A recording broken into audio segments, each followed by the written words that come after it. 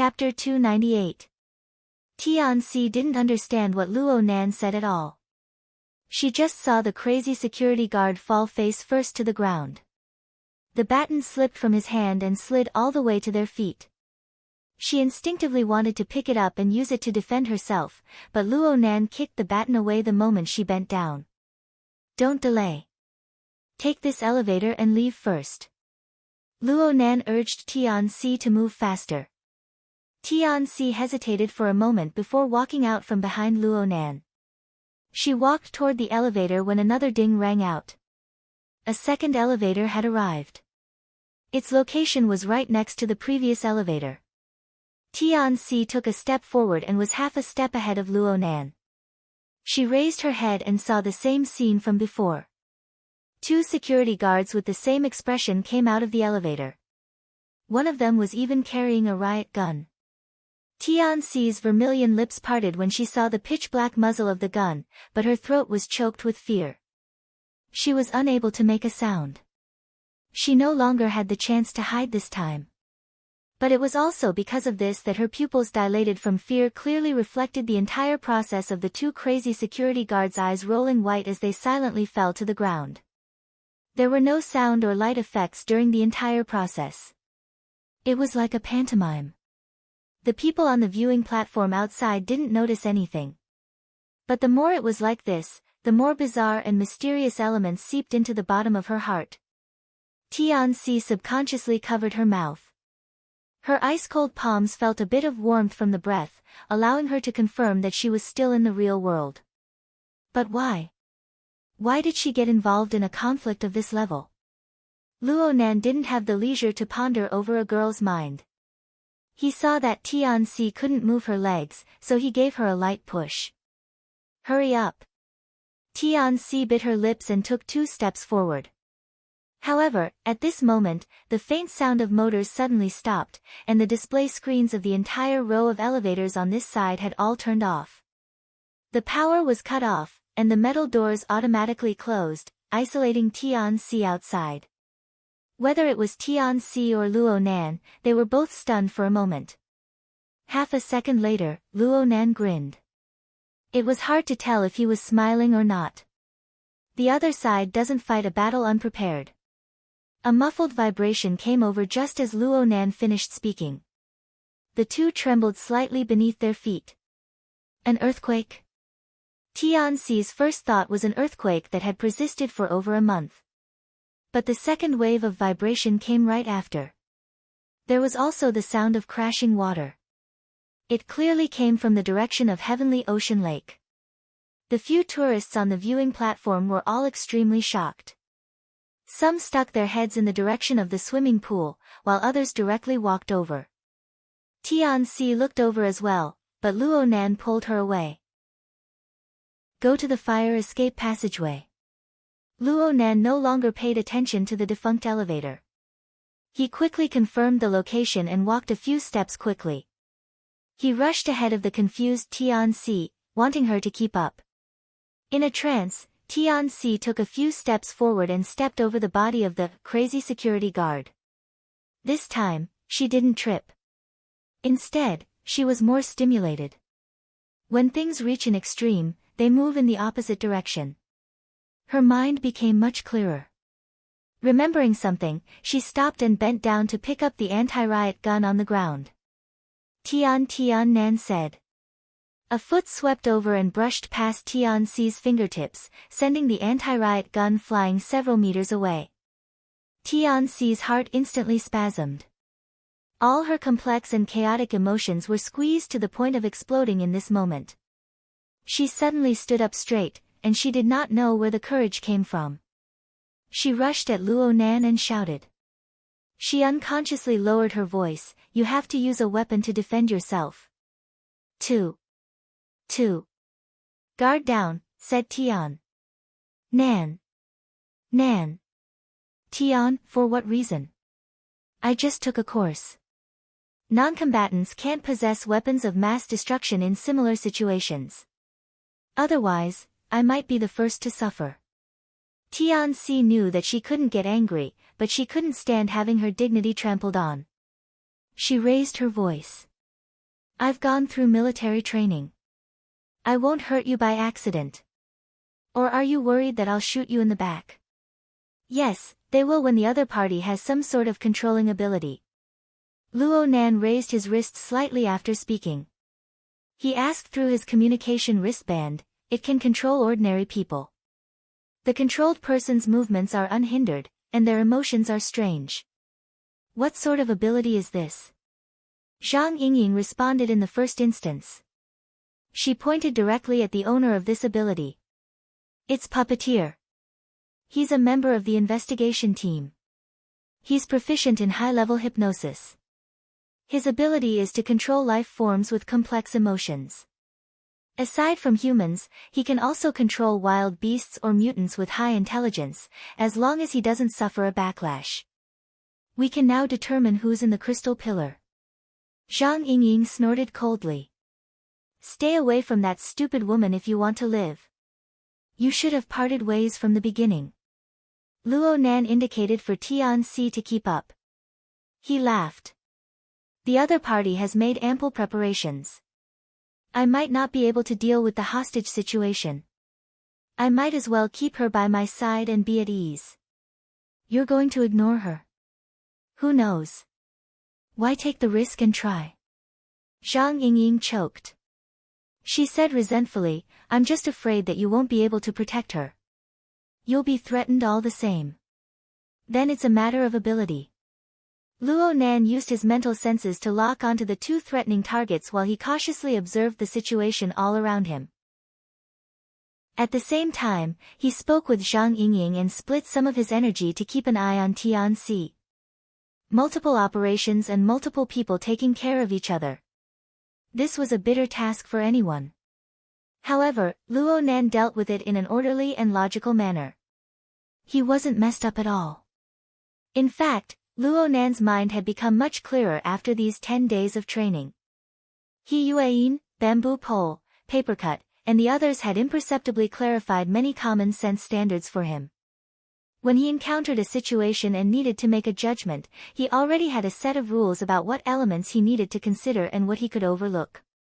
Also, the cultivation of the heart lantern of the eye's orifice had allowed his reaction and coordination abilities to advance by leaps and bounds, even though he had yet to reach in-progress results. No matter what situation he faced, he would always be much calmer than before. He even split some of his mental energy. Leister, be a bit steady. Don't charge too fiercely. No problem. I'm around the 110th floor. I'll be there soon. Xue Lei's breathing was steady, but his mood was clearly a bit tense. Luo Nan comforted him, it's okay. I've already taken down 3 of them. Puppeteer's move is useless against me. He arrived in front of the fire escape passageway as he spoke. He was just about to push the door open when he suddenly felt that something was wrong. The heart lantern of the eye's orifice flickered, and he immediately retracted his arm. He was just a hair away from stabbing his finger with the dark green beetle's pincers on the door handle. The sharp edge of the pincers was serrated, and there was a layer of green and lustrous light. The result of stabbing him would probably not be good. The attack missed, and the beetle, which was the size of a fist, buzzed. It spread its wings and flew into the air, smashing down to cover Luo Nan's face. Tianxi cried out in alarm. Luo Nan's other hand grabbed the loose-leaf notebook, and he swung it like a fly swatter.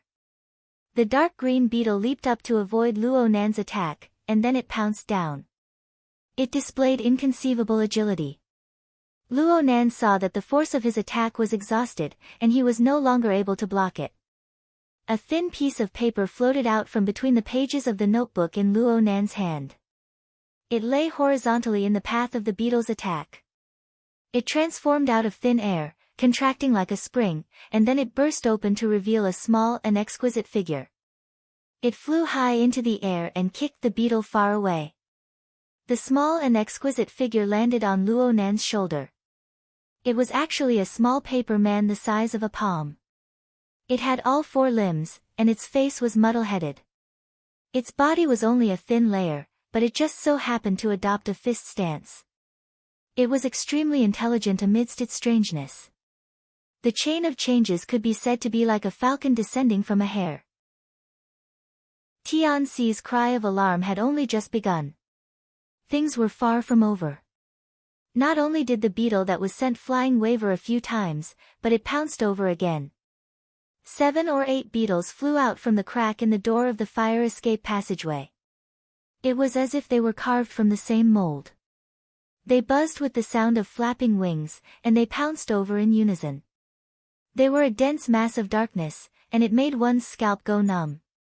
Luo Nan's figure hastily retreated, and he even pulled Tianxi along with him. The small paper man on his shoulder soared into the air even earlier. It was like a valiant boxing master. It faced the enemy head-on without the slightest fear. It punched and kicked, and each strike was heavy. It sent 3 flying in a row, stopping the momentum of the beetle's attack. But no matter how valiant and tenacious the small paper man was, it was still outnumbered when faced with the beetle swarm. Its figure was not inferior to the beetle swarm, and it didn't possess the ability to fly. It had no choice but to borrow strength from the beetles. It was greatly restricted, and soon it was in dire straits. One of its arms was torn off, and it floated to the ground. Fortunately, the beetle's reactions were not sharp or astute. They were confused by the small paper man's aura, and they all fell to the ground. They gathered in a circle, and because they were small targets, they hindered each other, giving the small paper man time to struggle. Luo Nan retreated all the way, but his gaze never left the small battlefield.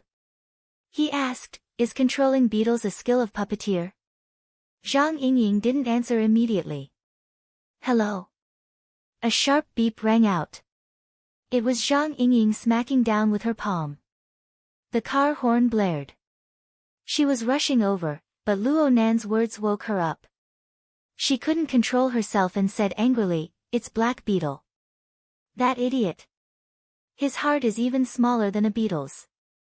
Black Beetle. Luo Nan remembered this fellow. It seemed that Black Beetle was one of Zhang Yingying, Bamboo Pole, and the others who played the game together. During the operation to encircle the human-faced arachnid at the Limestone Water Village pub, Black Beetle had swung his hands and left because he was dissatisfied with Yuan's blunt and outspoken style.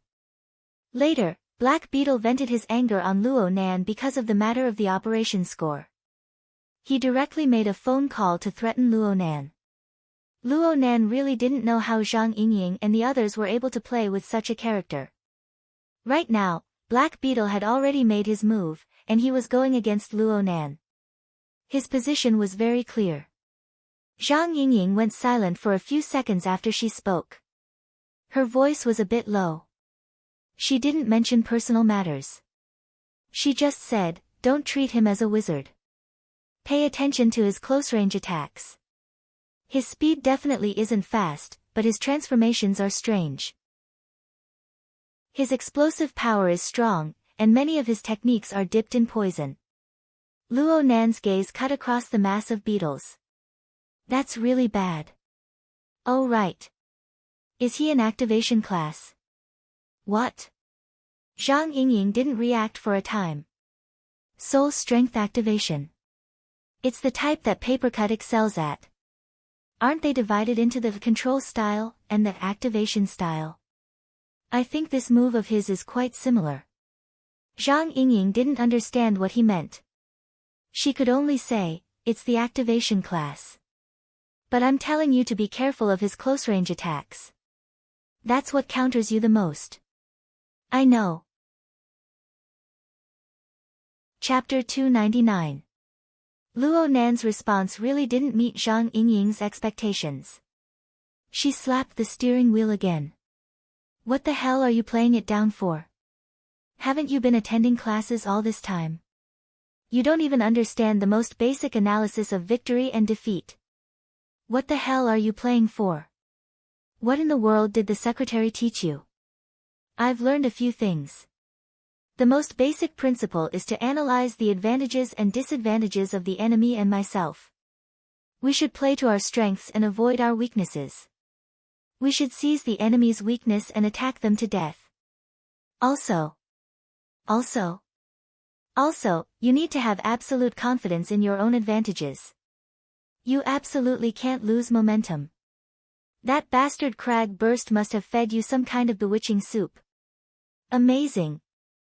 Luo Nan expressed his admiration very sincerely, but it angered Zhang Yingying to the point where she fell backwards. She really wanted to grab this kid by the ear and lecture him, but this really wasn't the time to talk nonsense. She could only grit her teeth, endure her temper, and speak layer by layer. Let me tell you. Your advantages are all long range, and most of them are on the mental plane. Right now, Black Beetle and the others know everything about you, and their strength is far above yours. Most of your foresight abilities like mental senses have been crippled. You still have a mental attack technique, right? It looks pretty good, but if the opponent is on guard, it's not hard to specially prepare a layer of countermeasures. They've already reached this step. Why would they be afraid of putting in more effort? Luo Nan listened earnestly to Zhang Yingying's analysis, but he declined to comment. In the end, he just hung his head slightly, closed his eyes, and breathed out, adjusting his state. When he opened his eyes again, he gave a simple answer. I'll do my best not to meet them face to face. You. Level 125. Xue Lei took the initiative to interrupt. He also reminded the two that it was better to act than talk. If they continued to toss and turn, Black Beetle would really come charging over. Got it. Luo Nan responded. From beginning to end, whether it was Xue Lei or the two dangerous targets, they were all within the range of his senses. He had a grasp of their respective rhythms of action. He even estimated the specific data. Puppeteer is still leading the Devil Ray to crash into the wall. Black Beetle just exited the elevator. The straight line distance is 55 meters, and he's advancing at a uniform speed. There's no better route. Move forward. The first part was an instruction to Zhang Yingying, and the last 3 words were an order to Tianxi, indicating that this senior sister should rush into the fire escape, and he even gave her a push. But, insects. Facing more than 10 ugly beetles piled up together, Tianxi's hair stood on end. She was already very strong-willed to keep her legs from weakening. Easier to deal with than humans. Though Luo Nan said this, he still shook his notebook. The pages split apart and another small paper man jumped out. It wandered around the outside of the beetle pile, helping its companion to disperse the pressure and making the fight even more lively. Tianxi was unable to smile at all when she saw this mini and even comical battle scene. Ever since the start of the crazy security guard, Luo Nan had always been a bewitching core that clutched at her heart. Luo Nan would occasionally glance at her, but it made her heart beat faster. Most of this was due to the effects of fear. But she also remembered what Luo Nantong had said during the call. Under such circumstances, this young man, who was 6 or 7 years younger than her, did not need to hide anything. All his worries and considerations were open and frank. Because of this, the flavor of leniency that came after calm contemplation clearly appeared. Luo Nan didn't wish for her to become a hostage. It wasn't that there was any friendship between the two. It was just that it would bring trouble. But how could a truly emotionless person consider this? Tianxi thought of that person. She had already contacted him countless times after the incident, but he didn't pick up. He completely ignored her. Comparing the two, the callous and deep core behind his exquisite brows could be seen even more clearly. Tianxi found it strange that she was still able to think of these things in this critical situation. Perhaps this was the nature of women. Tianxi laughed self-deprecatingly after a few waves of thoughts churned in her mind. A bit of calmness reappeared from her dazed and chaotic state. She no longer hesitated and doubted pointlessly. She held her breath and carefully walked toward the fire escape ahead of her. The 2 small paper men gathered the beetles into a ball, clearing the path to the fire escape. Luo Nan and Tianxi took a few steps forward. There was a bit of commotion as they passed the beetle swarm.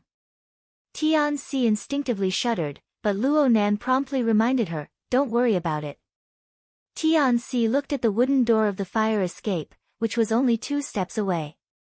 She simply closed her eyes and extended her arm forward. She increased the speed of her feet instead of slowing down. Her palm made contact with the door in the span of a breath. The beetles she had been worried about did not turn around to chase after her. There weren't even 1 or 2 extra beetles in the dusky stairwell. Behind her, Luo Nan pushed open the wooden door of the stairwell, but he didn't enter. He just said to Tianxi, "Keep walking down. Don't worry about the elevator. Aren't we going together?" Tianxi didn't receive a response from Luo Nan at all. The 15 or 16-year-old youth in front of her had long since turned his face to stare at the situation on the viewing platform. His body leaned against the half-open door, his back slightly bent. He could react at any time. Tianxi was a bit hesitant, but before she could speak, a muffled explosion that shook the heart came from the viewing platform. The muffled sound wave was mixed with cries of alarm and screams. A powerful pillar of water sprayed out from the center of Heavenly Ocean Lake. It rushed all the way to the dome above, sweeping away the gorgeous decorations hanging from it. What was even more shocking was the enormous shadow within the pillar of water. It seemed to make a flip while sticking to the dome before falling down heavily. The pool water violently surged out, washing away many of the surrounding furnishings. The tourists who had surrounded the pool to watch the show, driven by curiosity, were swaying left and right. Some even slid into the water, screaming over and over. The viewing platform was a complete mess. "You're quite strong. Why aren't you leaving yet?" The situation before her eyes, as well as Luo Nan's reminder, made the stupefied Tianxi finally understand the meaningless role she played in this storm. She gritted her teeth, turned around, and rushed down the stairs. Her heels clattered against the ground, and soon, she disappeared without a trace. Puppeteer's methods had caused the viewing platform to be in a state of chaos. Even the beetles in front of the fire escape were in an uproar. It was as if their intelligence had jumped 2 levels in an instant. Most of the beetles flew up, and most of the paper men, who were unable to levitate, were useless. The highly intelligent beetles broke away from the stupid situation and took advantage of the situation to confirm their target. A dozen or so pairs of compound eyes locked onto Luo Nan, who stood at the entrance to the fire escape. They made slight adjustments, and they swarmed over with a buzzing sound. The dense black mass had the style of a horror movie. Luo Nan didn't react in the first instance. His gaze didn't even fall on the bodies of the numerous beetles. Instead, it pierced through the middle and fell on a certain person on the viewing platform. The viewing platform was in a state of chaos due to the magnificent power of the Devil Ray. A crowd of tourists clutched their heads, and some fled. There were a few unlucky people who were still struggling in the water. Only the person Luo Nan's gaze was pointing at was dressed in black clothes with the demeanor of an investigator. He wore a gaudy necktie, and he had one hand in his pocket. He walked over unhurriedly. He was on a completely different line from the others. Though his pace was calm, his speed was actually extremely fast. It was as if he possessed the length contraction technique. This manifested his outstanding body control and coordination. This was the black beetle. Right now, the distance between the two didn't exceed 40 meters. A well-trained ability user could easily discern the target at this distance. Black Beetle rushed at Luo Nan and laughed. 5 colored stripes were engraved on his black teeth, sending a treacherous and sinister power through the air. The speed of the pouncing beetle swarm actually increased by several times. Luo Nan's eyes were half closed. The impending dangerous situation seemed to be covered by a layer of mist. It was not all that clear. But the heart lantern flickered within his brain, reflecting the flying and crawling trajectories of every beetle, and it made predictions. The trajectories crisscrossed and extended, and a layer of incorporeal spider web was laid out. Luo Nan resided in the center of the spider web. The movements of any beetle would be reflected in his mind, and the beetle would crawl on the spider web. The beetle would slow down when it collided with the spider web. It wasn't that the speed of the beetle itself was reduced. Instead, Luo Nan's judgment and consciousness, which was brimming with foresight, caused the level of movement of the beetle to drop by a level. This was a newly learned skill. It was an application of the heart lantern of the eye's orifice. At the same time, the mental senses that had fused with his instincts displayed their effects. It was just as Luo Nan had deduced. These fluttering beetles were no different from the small paper men on the ground in a practical sense. They were just mediums for the activation of soul strength. They were carriers of the operational structure of core energy and information. Luo Nan's mental senses illuminated the special configurations of the bodies of each beetle, and they were all reflected one by one. Even though there was a certain difference from the prismatic structure that he had come into contact with the most, Papercut's course had touched upon several basic transformation modes. Therefore, the changes in the core structure of the beetles, including their corresponding rhythms, entered the scope of Luo Nan's clairvoyance. Not a single strand of it was reflected into his mind. Just like that, his mental senses and the illumination of the heart lantern fused together. The spider web, which originally only involved the movement of objects, suddenly merged with many more layers. It was densely packed, layer upon layer of obstacles. The flying and pouncing beetles immediately slowed down by a level. In the domain of reaction, a beat slower was the difference of an entire world. All sorts of changes were synchronized with the control center of Luo Nan's body. Luo Nan responded according to the level of danger. What Luo Nan did was to step sideways to make way for the entrance to the fire escape passageway. He added more force to the automatic rebounding wooden door. This was a simple set of actions, but the most rare thing about them was that they were clearly layered. They weren't messed up at all, and they gave off a feeling of calm and unruffled. This was the full embodiment of body coordination. Half of the effects of cultivating the heart lantern of the eye's orifice over the past 10 days came from this. The door closed heavily. Through the glass of the door, Luo Nan could see the beetles unable to dodge in time. They collided headfirst into the door, and the crackling sounds of impact were quite crisp. Of course, this wasn't enough. These beetles weren't made of steel, so a normal impact wouldn't be able to injure them. Luo Nan didn't hope that this attack would succeed. He just used the door to block, and then he ran down the stairs. His eyes remained half-closed as he ran, and an incorporeal spider web revolved around him in the void. Above his head, on the familiar mental plane, a vicious and ugly shadow responded to his summons. It appeared by his side, occupying the center of the spider web. Its 6 eyes circulated with brilliance as it absorbed information from all directions. It was none other than the executor who had gotten rid of the 3 crazy security guards. The human-faced arachnid. Chapter 300. The human-faced arachnid in Luo Nan's hands was not an original type. It was a product of faith developed by the Order of Justice. It was a high-quality imitation version that Luo Nan had personally created. He had created and used it back at Frost River Reality.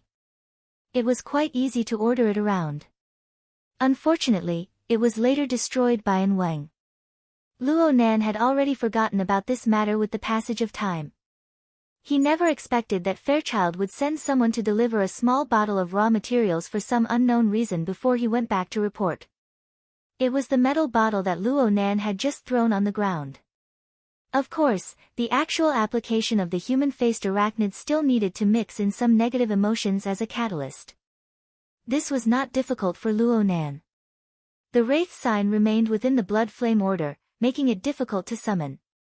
This imitation human-faced arachnid could more or less serve as a substitute. The human-faced arachnid had locked onto all the threatening targets with Luo Nan's mental senses. The reason why it did not make a move was because Luo Nan had an unreliable feeling through his observations of the life sketches. He was like an experienced sniper who had a premonition of hitting or not hitting the target before pulling the trigger. No matter how bad the premonition was, it was impossible for Luo Nan to hesitate any longer. With a thought, the human-faced arachnid spat out an incorporeal shockwave. The shockwave passed through the insects that lacked the light of intelligence. It penetrated through all the barriers of the human body and bombarded the soul body of Black Beetle, who was closing in endlessly. A visible tremor appeared on Black Beetle's body as soon as the attack hit. His advancing figure turned slightly sluggish, but that was all. He was just stunned for a moment. His head tilted slightly, and his gaze behind his sunglasses seemed to be able to penetrate the structure of the building to land on Luo Nan. All right, Zhang Yingying's jinx had come true. His long-range attack really did not have any effect. Speaking of which, this was not a rare thing. Luo Nan had seen many problems with the siege hammer being ineffective. The human-faced arachnid had wreaked havoc in Xia City for nearly a month. Everyone gradually became aware of the methods it specialized in. Every power revolved around its existence, and the Order of Justice was able to create a faith product. How could they not allow others to create similar mental defenses? Luo Nan was just stunned. He did not feel depressed or flustered. He had already reached the 141st floor. He hesitated for a moment in the stairwell before walking out of the fire escape passageway. There was no one else on this floor. Inside the building, 99% of the lighting in the public area revolved around the crystal pillar, emitting a dreamy blue light. Luo Nan's gaze swept over as well. The waves had yet to calm down, but the magnitude of the tremors was decreasing. The Devil Ray's silhouette was nowhere to be seen.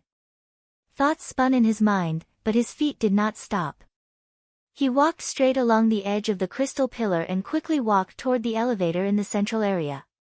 This series of actions was very exhausting, and his breathing was slightly ragged. Just as he reached the middle section of the crystal pillar, two loud thumps came from the stairwell behind him. The doors above and below opened one after another in just 2 seconds. Black Beetle, dressed in formal attire, walked out with large strides and let out a sharp whistle that carried a hint of mockery.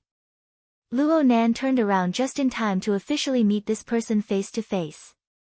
Black Beetle's appearance didn't bring Luo Nan any more pleasant surprises. Luo Nan had long since memorized the details of this person's face clearly through his mental senses. If there was anything different about Ruo Chang, it would probably be the group of beetles flying around him and the 2 paper dolls in his hands. Clearly, it would be very difficult for the 2 paper dolls to be of any use against an ability user like Black Beetle. Black Beetle's feet did not stop. The muscles on his half-covered face trembled, and his lips split open to reveal the pattern of black teeth. Luo Nan was stunned for a moment before he understood that this was Black Beetle's smile. "Kid, this is our first meeting. I made an appointment with you. You're just a lowly piece of trash who vents his anger by cursing over the phone." Luo Nan spoke very frankly about his impression of Black Beetle. Black Beetle's face instantly emitted a layer of green energy when his self-introduction was stuck. The pattern on his black teeth moved back and forth, and at the same time, he exerted more strength in his fingers. The 2 paper dolls, who were already on the verge of death, were kneaded back and forth. Soon, they were deformed. In the end, they turned into specks of dust that drifted down from between his fingers. Luo Nan's eyes jumped. A small portion of his 10 days of hard work was gone just like that. Black Beetle noticed where Luo Nan's gaze was directed at and clapped his hands, knocking off the last of the paper. His eyes behind his sunglasses looked straight at Luo Nan. "Your mouth is a lot sharper, but..." "Activation class. Didn't they say that there's a problem with your interference power? That your progress has stagnated? Those people who deal with intelligence must be joking around." Luo Nan didn't say anything. His field of vision covered Black Beetle as well as his own kind that fluttered around him. The heart lantern of the eye's orifice and his mental senses worked in sync. From beginning to end, Luo Nan analyzed and made predictions. Luo Nan was still moving backward while his mind was focused on observing. He was facing Black Beetle. He walked backward, but his speed was not slow. What should have been a comical action was done very calmly and beautifully. This was the result of his body's coordination. Luo Nan definitely wouldn't have been able to do such an action 10 days ago. The wonders of cultivating in the eye's orifice lay in this. It wasn't simply training the eyes. It was a kind of cultivation that encompassed the entire body. According to Gym Master Shio, this was the beginning of a lifetime of cultivation. It played the role of summarizing the essentials. Luo Nan's strength, speed, and other hard indicators might not have made much progress over the past 10 days through targeted practice, but all of his abilities related to integration, coordination, and control had clearly increased. Even Black Beetle raised an eyebrow when he saw this scene. You've spent quite a bit of effort in training that robotic woman. Is it because you've licked her to your heart's content? Black Beetle's words were far from the main topic, and they were even more unbearable to the ears. Luo Nan's eyelids twitched, but his rhythm of observation and retreat was not disrupted. There was only a distance of 10 meters left between him and the edge of the central crystal pillar. He just needed to make a turn there, and he would reach the elevator area. Black Beetle twisted his neck. His footsteps seemed slow, but they were actually fast. He strode in close pursuit. What are you running for? Do you still remember what I said? We're going to play slowly. My words must be true. My actions must be resolute. This has always been my motto. No matter how Black Beetle provoked, probed, and mocked him, Luo Nan made up his mind not to say a word. He knew that the real show had yet to begin. He was happy to see this situation. Shui Lei had already broken through the threshold of the 130th floor. There was only a straight line distance of 40 to 50 meters left. However, the difficulty of climbing a building and running were different in the end. Plus, the difference in speed between Luo Nan and Black Beetle was very clear. Black Beetle took a few steps, and the distance between the two closed to around 30 meters. Luo Nan blinked, and his eyelids drooped down. The scene before his eyes turned a bit fuzzy. Black Beetle's method of advancing looked ordinary, but it was actually full of tricks and changes. Any tiny movement of his shoulders, hips, waist, and spine could be seen as a prelude to some change. Plus, his exuberant aura of life and his self-formed self-logic obscured the details of the life sketches from beginning to end. This brought great trouble to Luo Nan's analysis and judgment. Luo Nan's spiderweb became even more complex because of Black Beetle's existence. The consumption of energy increased endlessly. Black Beetle's voice cut in at the right time. It was indescribably sinister. Are you sure you want to continue running? It's true that intelligence is often funny, but there are times when it's useful. I know that you have an outstanding range of mental senses. You have decent mental attack techniques, and you even have the ability to activate your class. But, your body and soul are out of balance, and your body is reaching its limits. This information isn't wrong, right? Kid, do you feel your fingers go numb, your entire body is burning, and your body is aching? Luo Nan's eyelids twitched. It wasn't just because of the provocation from Black Beetle's words. It was also because the distance between him and Black Beetle had already entered the threshold of 20 meters. For an ability user, Black Beetle could practically reach Luo Nan in a single pounce. Black Beetle's words grew all the more unhurried, but the pressure of his movements continued to increase. Your 3 axes are right there. Everyone can see it. Have you ever learned the analysis of the factors that determine victory and defeat? How to calculate the factors that determine victory and defeat, advantages and disadvantages. Actually, you don't need to lick that robotic woman. I, Uncle Bug, can teach you step by step right now. Oh, your eyes. It's your eyes, right? Your blood vessels are about to burst. At this very moment, Luo Nan's half-squinted eyes were already glistening with a bright red color. It was just as Black Beetle had said. The blood vessels around his eyes were about to burst. The heart lantern of the eye's orifice was used with mental senses. The results were excellent. The trajectory of activity on the material plane. The source of control on the mental plane. The structure of energy and information that interfered with each other. The elements of different planes corresponded and appeared. They affected and interfered with each other. Only by using a united method could everything be displayed in the most comprehensive manner. It was quite helpful in increasing the progress of cultivating in the eye's orifice. This point had already been displayed when he was watching the fish at the party. But Luo Nan's current cultivation situation could tell that there were hidden dangers in this close relationship. He had felt a sense of crisis for many days, but who would care about these things at this critical juncture? Now, after a round of cultivation, the hidden dangers began to reveal themselves. The most direct and fatal point was the limits of what his body could bear. Black Beetle believed that the time was right. He let out a strange chuckle from his throat. We can keep playing, or we can be honest with each other. Why don't you tell me what you saw in the logic world?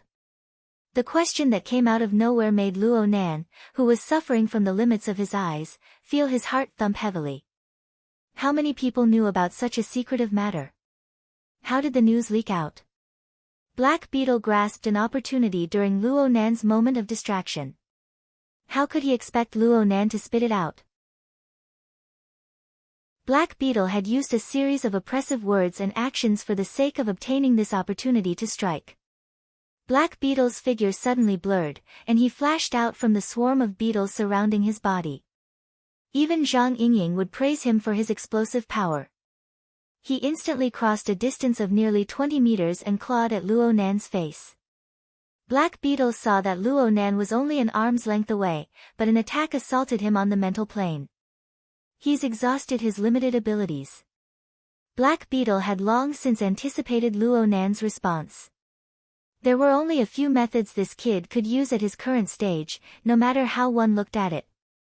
Black Beetle had long since made his preparations to take on Luo Nan. He had specially cast a protective spell before taking action. It could withstand at least 5 similar waves of attacks. Black Beetle deliberately stared at Luo Nan's eyes. He hoped that the fear and despair in this kid's heart would spurt out along with the high-pressure burst of blood. Black Beetle would use the Hexier to capture this marvelous scene. He would give it to the robotic woman, to all the old friends who flattered and coaxed this kid, but had forgotten about him. In the next moment, the attack on the mental plane touched the protective net formed by Luo Nan's incantation. Black Beetle saw his wish come true. Blood seeped out from the corner of Luo Nan's eyes. Black Beetle's lips parted, and he welcomed all of this with a smile. Oh, wait a moment. His thoroughly tempered psychic senses sensed something strange. The mental attack came over, but there were no intertwining changes between the attack and the buffer as he had expected. It was empty. But there was a strand of gentle wind. There was even an even more formless beam of light that was cast inside. The wind passed through the gap, illuminating the earth. Chapter 301. Black Beetle could be considered a mentally enhanced ability user. Even though he didn't have much talent in the field of sensing and observation, he had basic common sense. If his own sensing and observation could reach the standard of being transparent and bright, being unobstructed and unobstructed, then it would naturally be excellent. The problem was that when he became the target of sensing and observation, his entire body would be leaking wind and rain. His body and mind would be exposed to the finest details. That would drive him crazy. This was what Black Beetle was feeling right now. From a realistic and understandable level, Luo Nan's face was between his palms and fingers. He just needed to reach out a little and he would be able to tear the kid's face off. But when that feeling of being unobstructed and unobstructed appeared, he felt as if his body was leaking wind from all sides. An unsuppressible feeling of weakness instantly flooded his entire body. What was going on? It was hard for Black Beetle to figure out this sudden and unforeseen event in a short amount of time. He could only see Luo Nan's eyes oozing blood through the gaps between his palms and fingers. Luo Nan's pupils were slightly dilated, unfocused, motionless, and somewhat lifeless. Just as this judgment arose in Black Beetle's mind, Luo Nan's eyeballs moved. The scattered rays of light faintly converged, and there was a bit of weak light that connected with Black Beetle's line of sight. The glimmering light was like a needle. The penetrating force was like silk. This tiny force of the needle would only cause a bit of pain if it pierced into the thick skin and flesh. But if it pierced into the eyeball, the heart, or the brain, then the result would certainly be different. This was what Black Beetle sensed. The state of being riddled with holes was unable to provide any protection, and the force of the needle was unimpeded. It pierced through and stirred at his weakest and most fatal location. In an instant, the pain was like thunder, exploding in his brain. It then rapidly spread out, unable to be controlled. Black Beetle howled in pain. His eyeballs nearly popped out of his eye sockets. Black and red crisscrossed in his field of vision. His senses were in chaos. Fear flooded his heart instinctively, but his many years of fighting experience still drove him. He summoned his remaining courage and did his utmost to reach out with his hand. He intended to take down the mischievous kid in one fell swoop.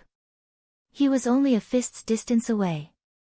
His fingernails, coated with poison, only grabbed air. Black Beetle's figure continued to charge forward after his attack missed. Only now did he remember that he was in the midst of a high-speed assault. His senses were in error, and his nervous system was under stress. It completely messed up the balance of his body. F***ck. His fingers slid diagonally across the hard wall, and then his wrist bones hit the edge of the wall. Next, his head and body collided. Black Beetle's entire body was smashed into the wall of the elevator area. Under the impact of the intense pain, his body's reaction was completely ineffective. He had truly smashed into the wall without the slightest bit of cushioning. Then, he slid to the ground, the sunglasses covering his face broken. It was only then that the pain in his head showed signs of subsiding. However, the lingering pain in his fingertips, wrists, head, and torso continued. Compared to the previous wave, the degree of pain was nothing. However, the humiliation of slapping the wall and falling to the ground was like acid splashing into his chest and splashing all over his face. "I'll kill you." Black Beetle let out a roar, and at the same time, he pulled off his already deformed sunglasses and crushed them with his palm. He ignored his chaotic vision and his terrible sense of balance. He supported himself against the wall and struggled to stand up. He waved his arms in a venting manner and controlled the beetles to fly in all directions. But everything he did was useless. He couldn't even touch a hair on Luo Nan's head. No. He needed to calm down. He needed to calm down. Black Beetle's successive attacks failed, and his emotions of fury and fear interweaved and fluctuated. Finally, there was a trough, and Black Beetle seized it. He calmed his mind with all his might, trying to break free from his current terrible state. He leaned against the wall and tried to call out to his temporary partner, "Puppeteer, Puppeteer. F***ck." Before Puppeteer could respond, the piercing feeling came again. But this time, it didn't bring about intense pain. Instead, it brought about a sound of unknown origin. No, it was telepathy. Black Beetle smashed his hand against the wall. His heart was filled with resentment, but it was also hard for him to escape from fear. Powerhouses with formidable soul strength and proficient in corresponding techniques could indeed transmit telepathic thoughts to others. But most of the time, it was done in a state of peace. In a true battle of life and death, both sides would be mentally tense and highly vigilant. This sort of one-sided telepathic infusion would certainly suffer powerful interference. It was practically impossible to guarantee the completeness and accuracy of the information. But now, the sound that rang in Black Beetle's mind, aside from the initial noise, grew clearer and clearer. Factor analysis. I've learned it before. Luo Nan's telepathic expression continued the topic they had been discussing before. It was the analysis of the factors of victory and defeat. Black Beetle had undoubtedly brought this up to ridicule Luo Nan and throw his mind into chaos. And now, Luo Nan had reversed the topic and stuffed it into Black Beetle's mind bit by bit. My analysis of the factors of victory and superiority is different from yours. Look. What I see, you can't see. What I know, you don't know. What I control, you can't compare. What I am at, you can't reach. In the end, I came to a conclusion.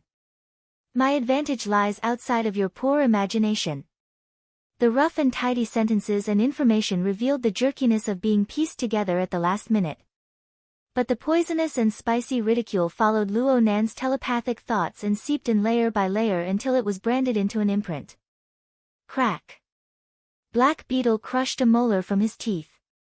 In the next moment, his emotions sputtered out along with the crushed teeth and the glow of blood. F***ck your ancestors. Black Beetle cursed crudely. His boiling energy and blood were unable to drown out the bone-chilling current in Black Beetle's mind. He knew very well that Luo Nan's telepathic thoughts weren't powerful. They were just strands. But it was hard for Black Beetle to interfere with Luo Nan's telepathic thoughts no matter what methods he used to defend. This strand of telepathic thoughts could come and go as they pleased. It wantonly painted and engraved marks on his mental plane. It was as if it had entered an uninhabited realm. It was a perfect match with the feeling of being transparent and bright, unobstructed and unobstructed. Black Beetle was unable to suppress his fear and shame. They were like two steel blades. One blade stabbed in, and the other pulled out. They took turns stabbing and chopping, shredding his dignity beyond recognition. If Luo Nan exerted just a bit more force, just a bit more, ding. The sound of the elevator's arrival rang out in his ear. Black Beetle's vision, which had gone haywire due to the intense pain, had recovered somewhat. He was in a trance, and an afterimage flashed past the corner of his eyes. Soon, the elevator door closed once more. Luo Nan didn't make a sound at this time. A series of changes in the details were like a foreshadowing thread. It was abruptly raised, causing Black Beetle's mind to tremble. A certain thought emerged in his mind.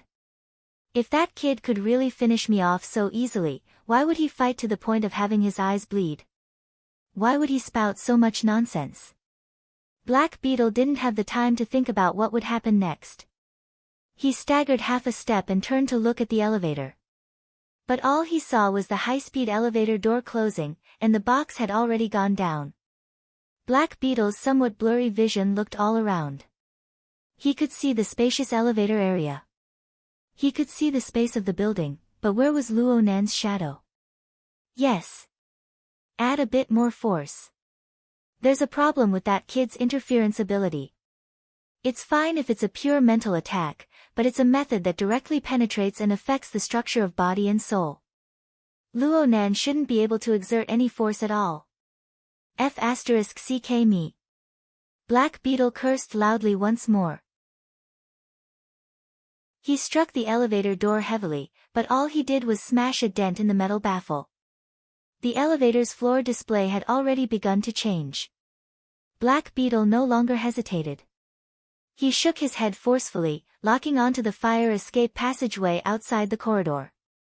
He rushed over with a few steps, smashed open the door to the stairwell, and jumped down through the narrow gap in the stairs. At the same time, he contacted his companion once more. You're a wire manipulator. If you're not dead, say something. Hiss.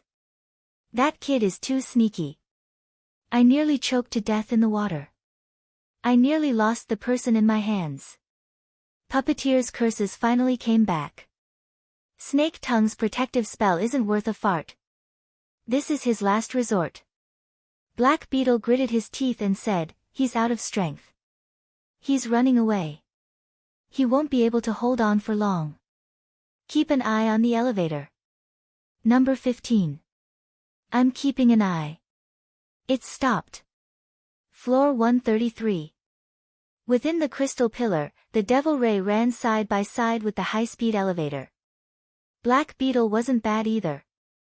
He borrowed strength from his elbow a few times, and his body flipped over.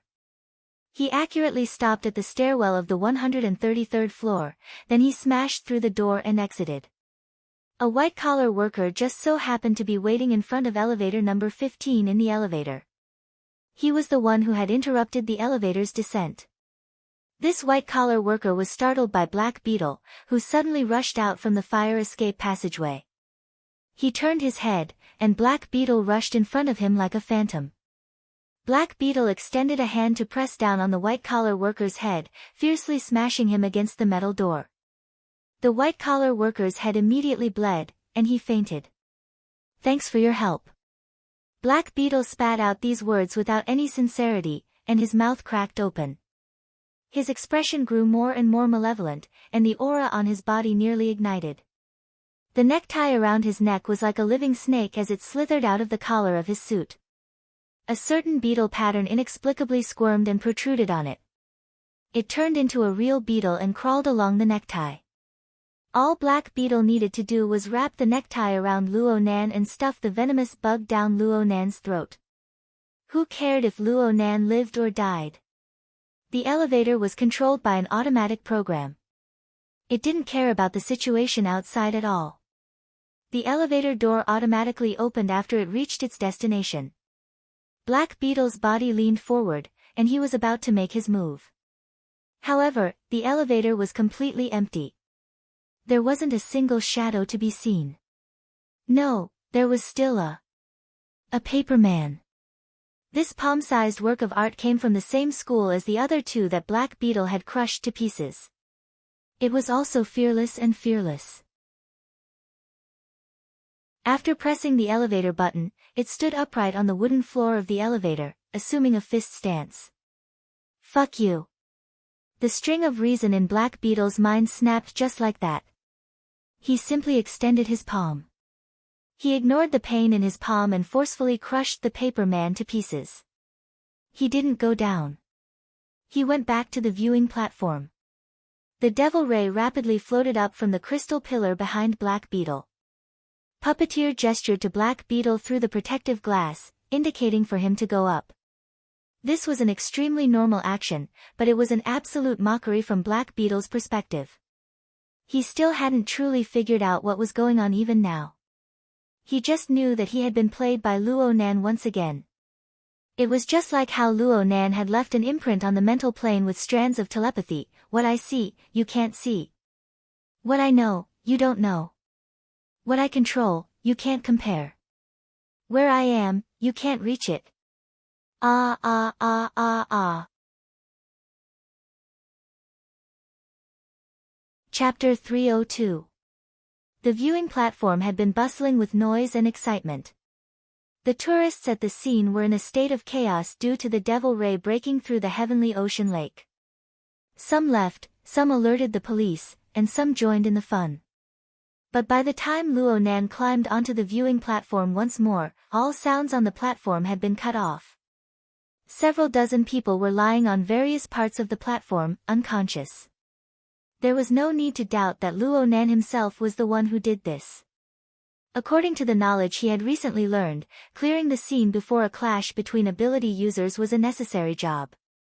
A complex and ever-changing scene would cause extra trouble. Of course, there were people who would deliberately create a chaotic situation in order to gain benefits. But Luo Nan estimated that he might not be able to be ruthless in a critical moment. He might as well do things more straightforwardly. He did not forget that there was a puppeteer on the other side, a puppeteer who could control intelligent life forms from afar. If they were to fight again, any clear-headed personnel could create obstacles for him. Luo Nan considered himself to be a rookie when it came to fighting. He had to carry out the experience imparted to him by his seniors in a meticulous manner. However, a certain experienced senior had already been completely stunned by the series of movements he had made earlier. "How did you do it? How did you do it? How did you do it?" Zhang Yingying smacked the steering wheel in excitement. The sharp honking sound was deafening even to Luo Nan's ears. Zhang Yingying had a belly full of words to say during the confrontation between Luo Nan and Black Beetle. She wanted to curse at Black Beetle, but she also wanted to comfort and remind Luo Nan. But she knew very well that Luo Nan was facing an absolutely disadvantageous match. In this life and death juncture, any unforeseen event could lead to a calamity.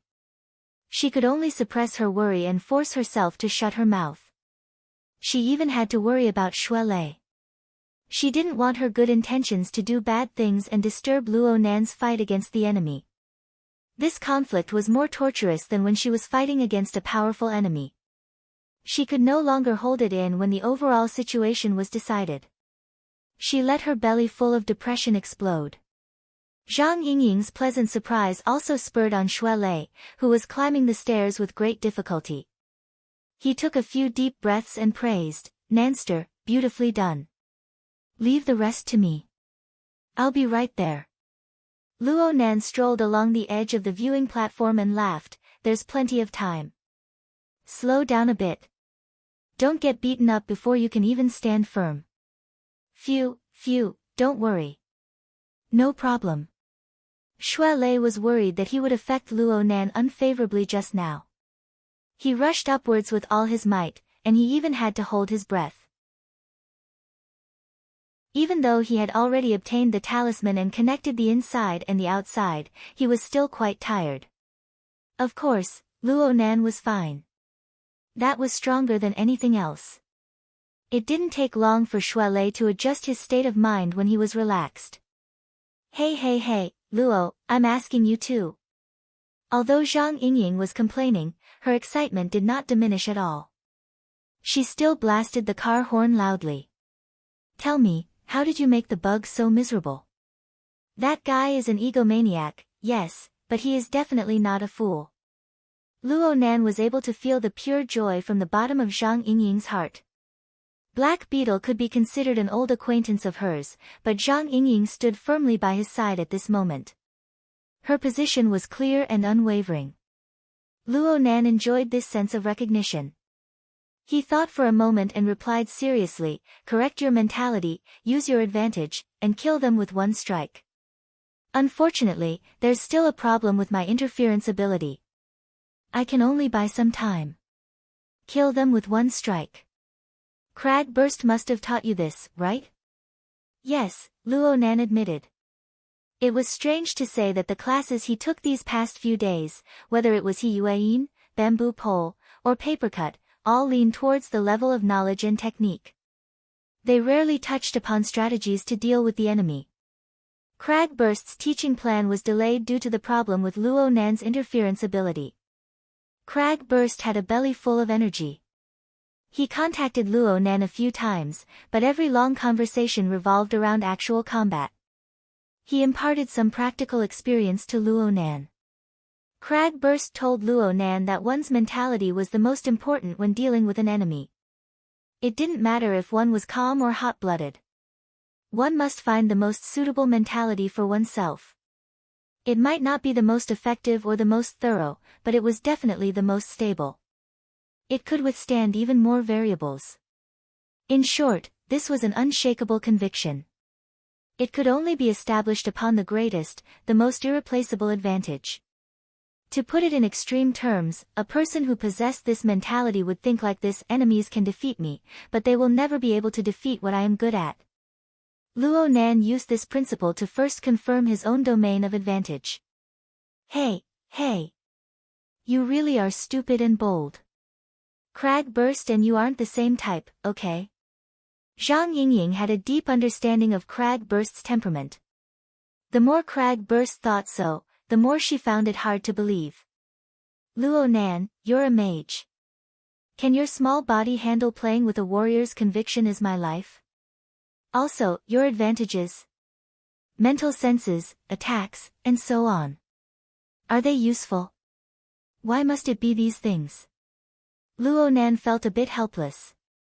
Whether it was Zhang Yingying or Black Beetle, they both wholeheartedly attributed Luo Nan's advantages to the range of his senses and mental attacks.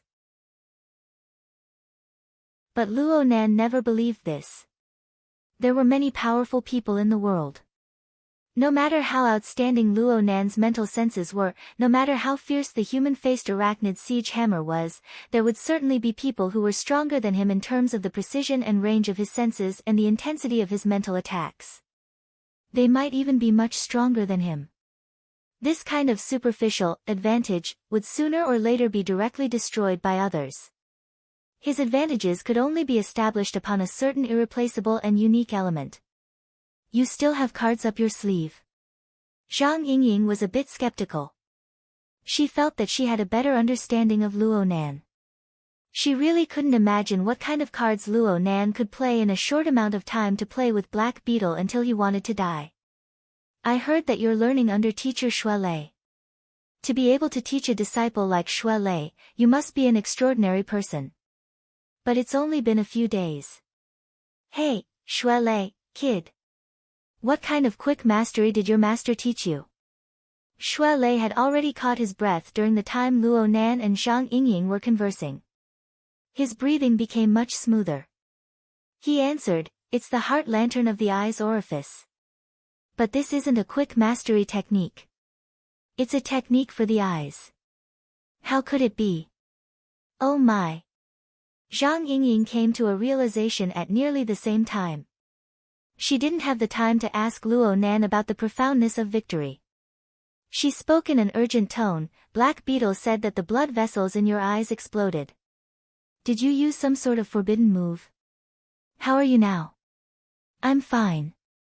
Luo Nan used his knuckles to lightly rub the corners of his eyes. The pain in his eyes was still there. The blood was still flowing out, but it was a bit lighter. The more he played it down, the more Zhang Yingying didn't dare to treat it lightly. Luo Nan smashed his car horn again, but his excitement and joy had faded away. All that was left was annoyance and worry. A kid will always be a kid. His eyes. How can you mess around in this place? Hey, didn't your teacher warn you when he passed on his skills? Shui Lei was gloomy. The heart lantern of the eye's orifice is a technique of grinding. It's a gradual method. There's no such thing as a forbidden move. I see you. Shui Lei had already pounced to the 140th floor by now.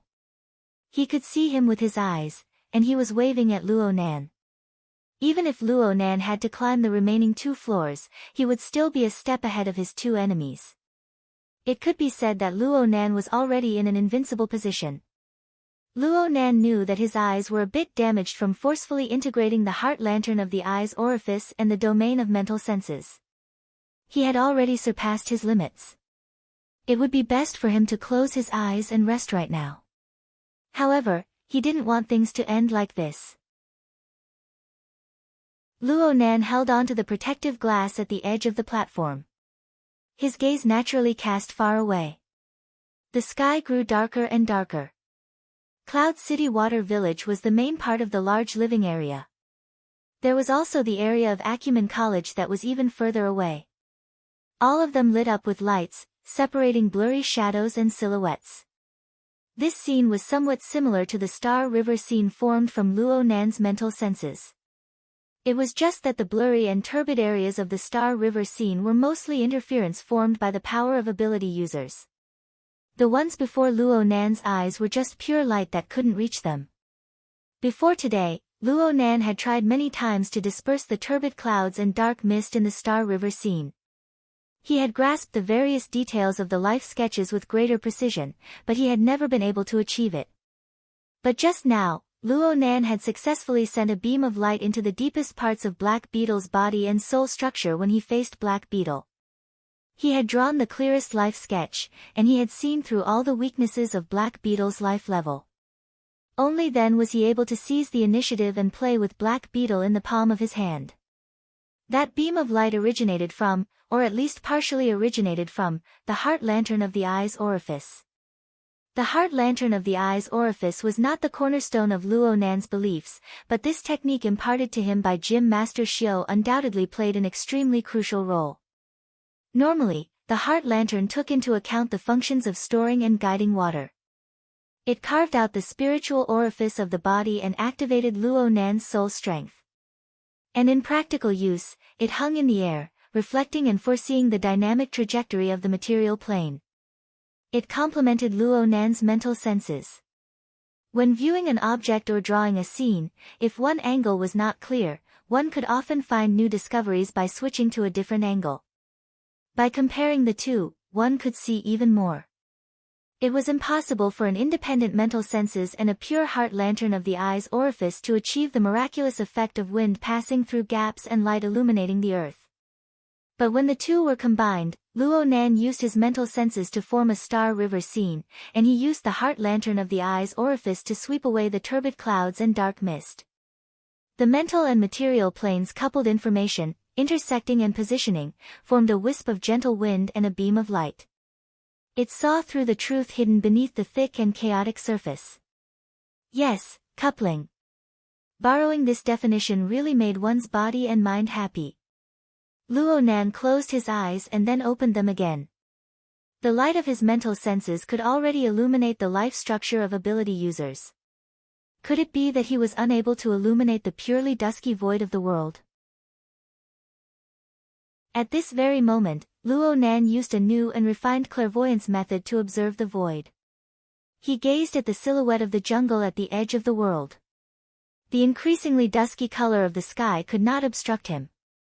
The information on the material plane and the mental plane corresponded and connected once more.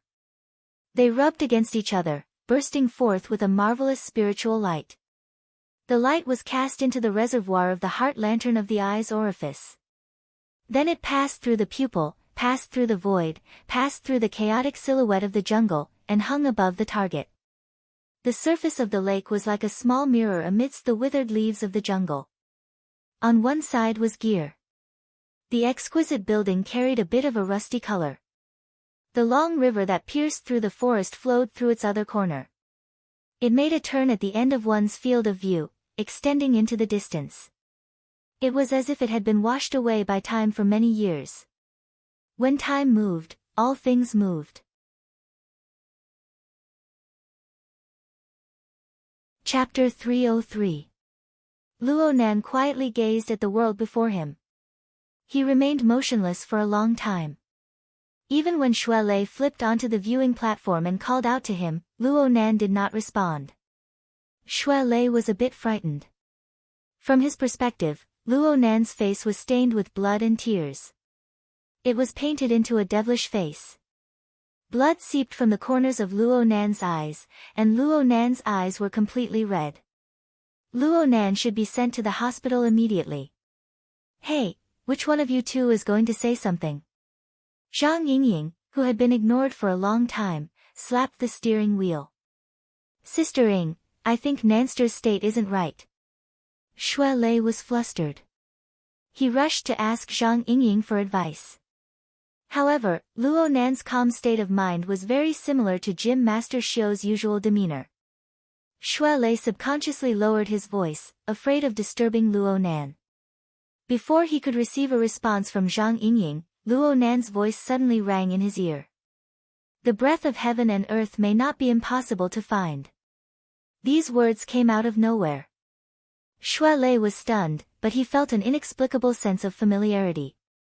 He carefully pondered a few times before remembering that this was related to the Gym Master's fate theory. He had spoken of this to Luo Nan some time ago. However, the Gym Master's original intention was to say that the world was vast and the human strength was minuscule. Cultivators needed to constantly work hard and be attentive in all aspects. Only then could they borrow the power of heaven and earth for their own use. What stood out was that the mind was before the energy, and the energy was before the strength. The core of Luo Nan's words seemed to have changed. Xue Lei did not quite understand Luo Nan's thoughts, but he was worried about Luo Nan's state. He could only ask cautiously, Nanster. The flow and operation of the river, the existence and destruction of the forest, all have rules. They form their own systems. They can be said to have their own formats. It is these small formats that are like sets of gears naturally formed by the heavens. They are joined together to form the large format of heaven and earth. Luo Nan had already entered a state of mind. He continued speaking, from the perspective of formatting theory, the heaven and earth format is vast and boundless. It is rich in layers, and it is constantly changing. It is like a production line assembled from complex machines. Millions of gears operate in sequence, transmitting power layer by layer. Here we go again. Zhang Yingying could not help but groan. Was the scene of Luo Nan talking to himself? Luo Nan was talking to Zhang Yingying. It was like a dream. She never expected that Luo Nan would purposely oppose Zhang Yingying. While Zhang Yingying was grumbling on the other side, Luo Nan suddenly came out from his extreme self-centered state. He sought interaction and posed a question to the two. The heaven and earth format's production line won't stop working. Under such circumstances, to insert a self-made gear into the production line and make it seamless, how do I do it?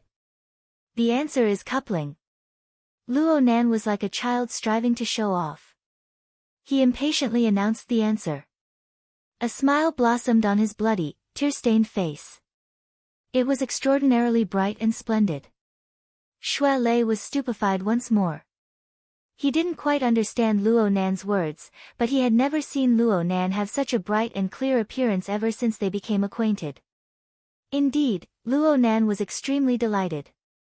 The deeper his observations of gear went, the more he fell head over heels for the mysteries within. This gear building was embedded within the heaven and earth format. Rumbling production lines were added to the mix.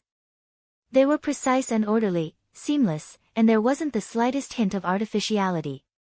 It was as if this was the natural quality of the world. If Luo Nan hadn't grasped the rhythm of heaven and earth breathing, how could this have happened? From this, Luo Nan was able to confirm an earlier guess: his mother's coupling design was closely related to formatting theory. It was like a kind of applied explanation. It demonstrated to the world how to apply formatting theory to the plane of reality. And this tangible achievement belonged to his mother. Formatting theory. Gear. Xue Lei finally found the key words in Luo Nan's words. He tried to follow the direction of Luo Nan's gaze. Under the dusky sky, Xue Lei gazed into the distance with his eyesight. He was able to make out the rough outline of the distant forest and the landmark building, but that was it.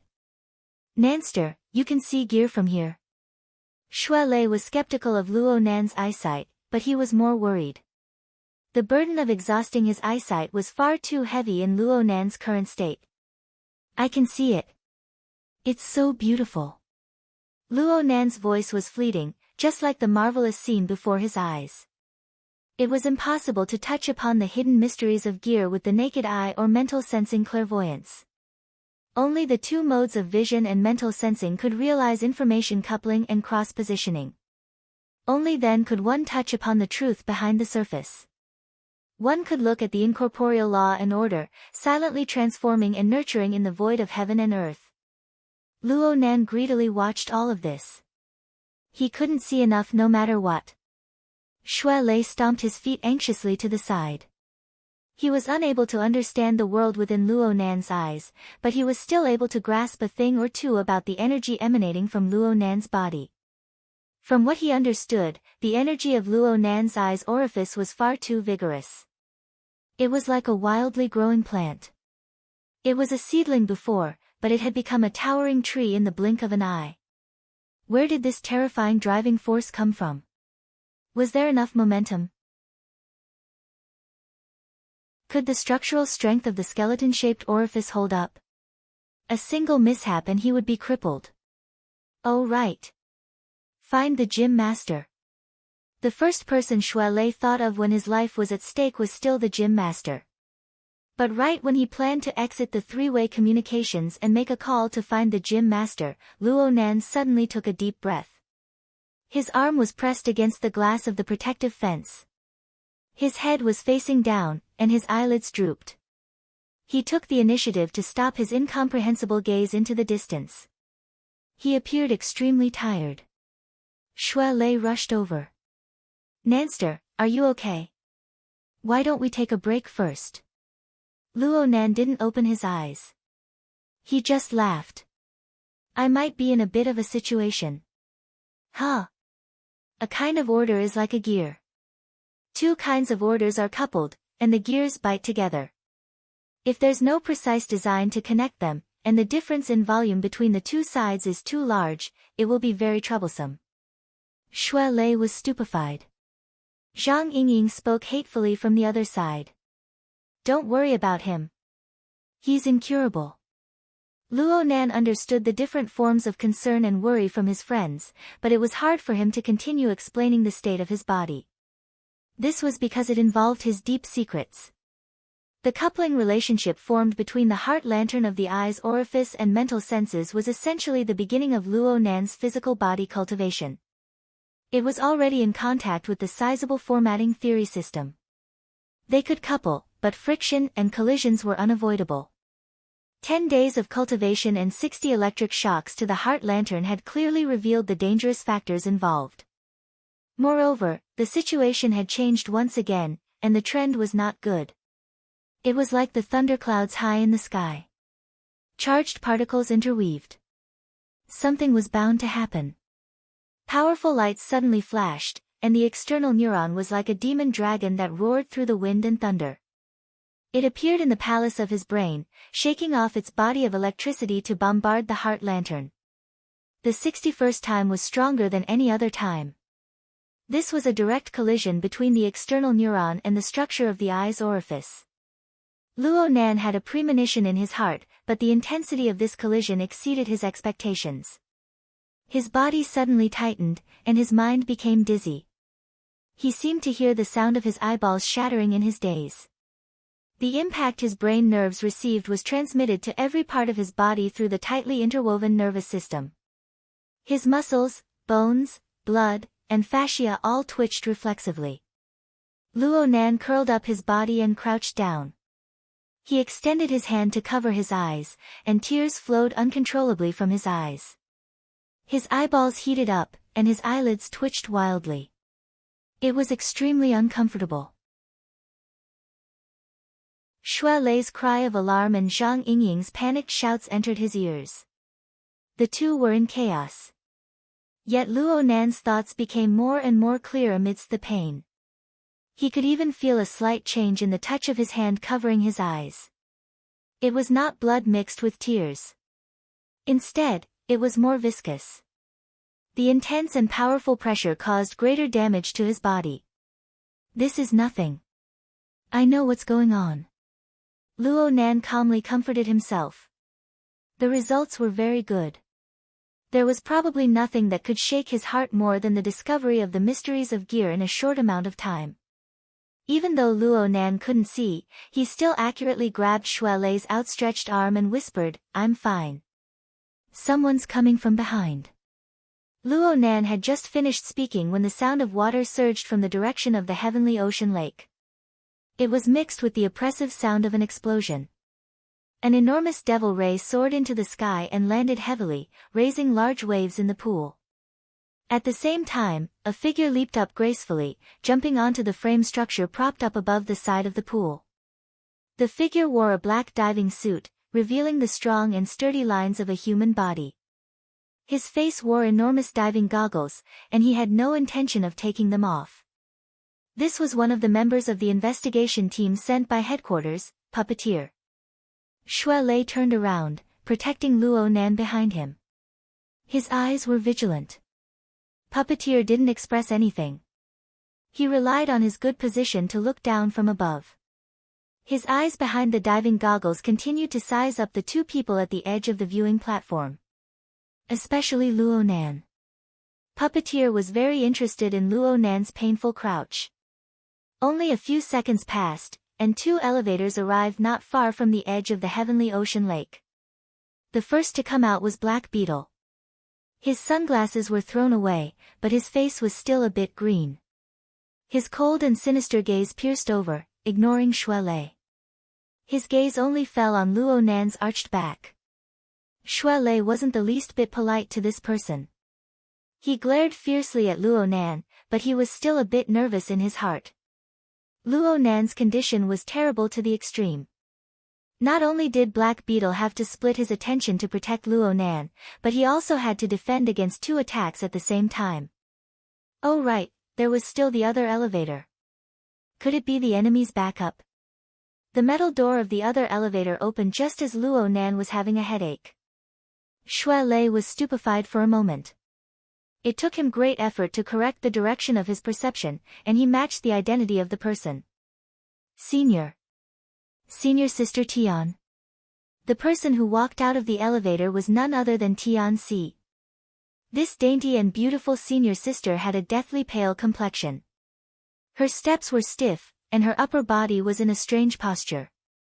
She crossed her hands and clutched her neck. Her strength was quite heavy, and her fingers had already sunk deep into her delicate skin. The enormous pressure caused her mouth to slightly open, and her vermilion lips to tremble. This scene was bizarre and absurd. Due to the existence of self-protection mechanisms, it was impossible for normal people to use this sort of method to strangle themselves to death. However, this was not necessarily the case in a situation where one was under the control of extraordinary power. Shui Lei gnashed his teeth as he watched. You bunch of people. You guys are members of the society. No one paid attention to him.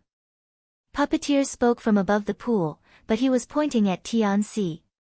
His tone was gentle and without any distinguishing features. It was as if he was chatting normally. We've met again after a short separation, beautiful. Do you want to say something? Tianxi's lips trembled. Shui Lei's eyes and ears were sharp, but he could still hear her teeth chattering. She could be considered strong if she didn't have a mental breakdown after such a bizarre and savage method fell on her body. With great difficulty, Tianxi managed to squeeze out a few trembling words from her throat. I've been taking the stairs all this time. Everyone on the viewing platform was stupefied. Only Luo Nan, who had fallen to one knee amidst the pain, laughed in spite of himself, though his laughter was a bit shaky. He didn't turn his head. He just raised an arm.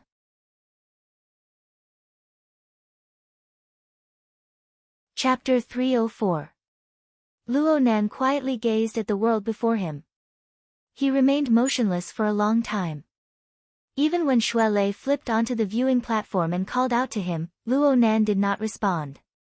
Shui Lei was a bit frightened. From his perspective, Luo Nan's face was stained with blood and tears. It was painted into a devilish face. Blood seeped from the corners of Luo Nan's eyes, and Luo Nan's eyes were completely red. Luo Nan should be sent to the hospital immediately. Hey, which one of you two is going to say something? Zhang Yingying, who had been ignored for a long time, slapped the steering wheel. Sister Ying, I think Nanster's state isn't right.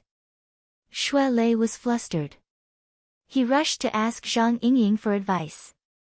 However, Luo Nan's calm state of mind was very similar to Gym Master Xiu's usual demeanor. Shui Lei subconsciously lowered his voice, afraid of disturbing Luo Nan. Before he could receive a response from Zhang Yingying, Luo Nan's voice suddenly rang in his ear. The breath of heaven and earth may not be impossible to find. These words came out of nowhere. Shui Lei was stunned, but he felt an inexplicable sense of familiarity. He carefully pondered a few times before remembering that this was related to the Gym Master's fate theory. He had spoken of this to Luo Nan some time ago. However, the Gym Master's original intention was to say that the world was vast and the human strength was minuscule. Cultivators needed to constantly work hard and be attentive in all aspects. Only then could they borrow the power of heaven and earth for their own use. What stood out was that the mind was before the energy, and the energy was before the strength. The core of Luo Nan's words seemed to have changed.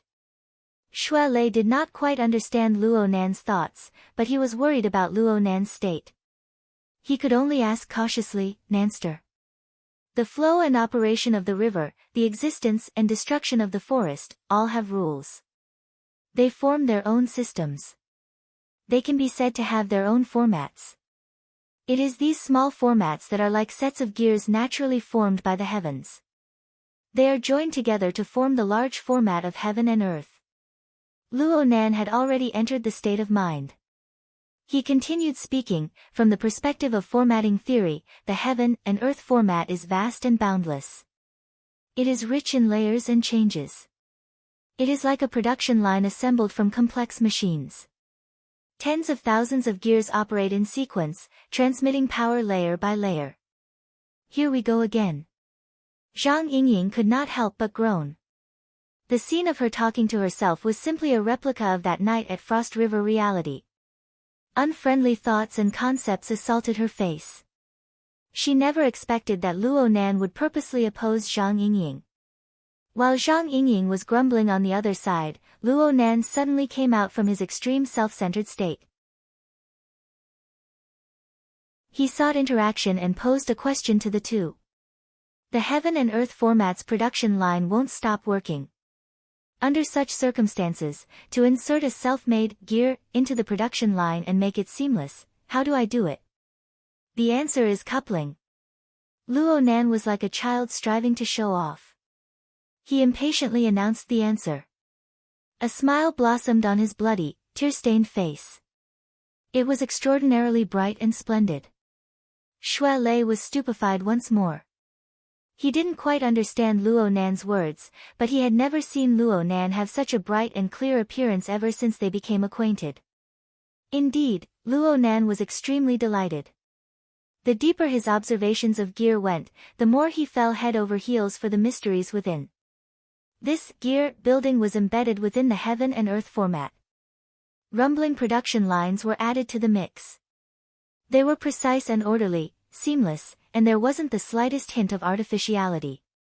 It was as if this was the natural quality of the world. If Luo Nan hadn't grasped the rhythm of heaven and earth breathing, how could this have happened? From this, Luo Nan was able to confirm an earlier guess: his mother's coupling design was closely related to formatting theory. It was like a kind of applied explanation. It demonstrated to the world how to apply formatting theory to the plane of reality. And this tangible achievement belonged to his mother. Formatting theory. Gear. Xue Lei finally found the key words in Luo Nan's words. He tried to follow the direction of Luo Nan's gaze. He gazed into the distance with his eyesight under the dusky sky. He was able to make out the rough outlines of the distant forest and the landmark building, but that was it. Nanster, you can see gear from here. Xue Lei was skeptical of the level of Luo Nan's eyesight, but he was more worried. The burden of exhausting his eyesight in Luo Nan's current state was far too heavy. I can see it. It's so beautiful. Luo Nan's voice was fleeting, just like the marvelous scene before his eyes. It was impossible to touch upon the hidden mysteries of gear with the naked eye or mental sensing clairvoyance. Only the two modes of vision and mental sensing could realize information coupling and cross-positioning. Only then could one touch upon the truth behind the surface. One could see the formless law and order, silently transforming and nurturing in the void of heaven and earth. Luo Nan greedily watched all of this. He couldn't see enough no matter what. Xue Lei stomped his feet anxiously to the side. He was unable to understand the world within Luo Nan's eyes, but he was still able to grasp a bit of the energy emanating from Luo Nan's body. From what he understood, the energy of Luo Nan's eyes orifice was far too vigorous. It was like a wildly growing plant. It was a seedling before, but it had become a towering tree in the blink of an eye. Where did this terrifying driving force come from? Was the after effect enough? Could the structural strength of the skeleton-shaped orifice hold up? A single mishap and he would be crippled. Oh right. Find the gym master. The first person Xue Lei thought of when his life was at stake was still the gym master. But right when he planned to exit the three-way communications and make a call to find the gym master, Luo Nan suddenly took a deep breath. His arm was pressed against the glass of the protective fence. His head was facing down, and his eyelids drooped. He took the initiative to stop his incomprehensible gaze into the distance. He appeared extremely tired. Xue Lei rushed over. Nanster, are you okay? Why don't we take a break first? Luo Nan didn't open his eyes. He just laughed. I might be in a bit of a situation. Huh? A kind of order is like a gear. Two kinds of orders are coupled, and the gears bite together. If there's no precise design to connect them, and the difference in volume between the two is too large, then it will be very troublesome. Xue Lei was stupefied. Zhang Yingying spoke hatefully from the other side. Don't worry about him. He's incurable.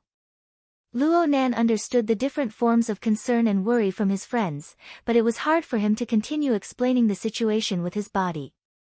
This was because it involved his deep secrets. The coupling relationship formed between the heart lantern of the eye's orifice and mental senses was essentially the contact between Luo Nan's body cultivation and the sizable formatting theory system. They could couple, but friction and collisions were unavoidable. 10 days of cultivation and 60 electric shocks to the heart lantern had clearly revealed the dangerous factors involved. Moreover, the situation had changed once again, and the trend was not good. It was like the thunderclouds high in the sky. Charged particles interweaved. Something was bound to happen. A powerful light suddenly flashed, and the external neuron was like a demon dragon that roared through the wind and thunder. It appeared in the palace of Luo Nan's brain, shaking off a body of electricity to bombard the heart lantern. The 61st time was stronger than any other time. This was a direct collision between the external neuron and the structure of the eye's orifice. Luo Nan had a premonition in his mind, but the intensity of this collision exceeded his expectations. His body suddenly tightened, and his mind became dizzy.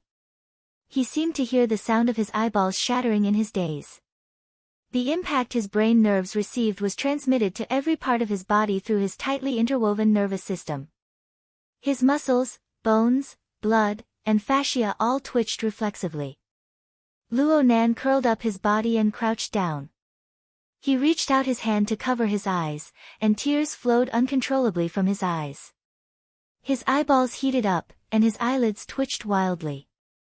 It was extremely uncomfortable. Xue Lei's cry of alarm and Zhang Yingying's panicked shouts entered his ears. The two were in chaos. Luo Nan's thoughts became more and more clear amidst the pain. He could even feel a slight change in the touch of his hand covering his eyes. It wasn't blood mixed with tears. Instead, it was more viscous. The intense and powerful pressure caused greater damage to his body. This is nothing. I know what's going on.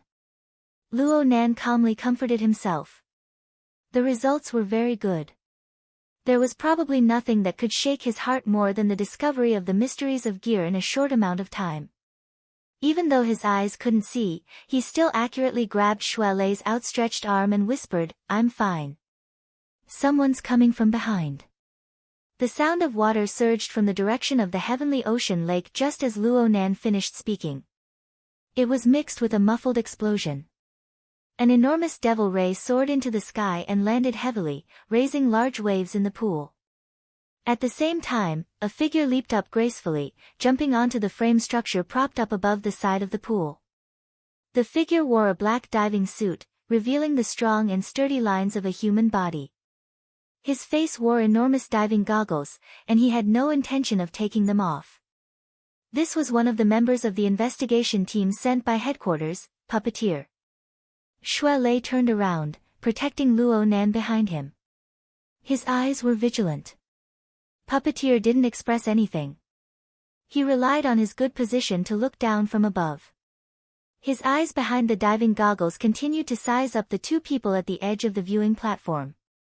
Especially Luo Nan. Puppeteer was very interested in Luo Nan's painful crouching state. Only a few seconds passed, and two elevators arrived not far from the edge of the heavenly ocean lake. The first to come out was Black Beetle. His sunglasses were thrown away, but his face was still a bit green. His cold and sinister gaze pierced over. He ignored Xue Lei, only landing on Luo Nan's arched back.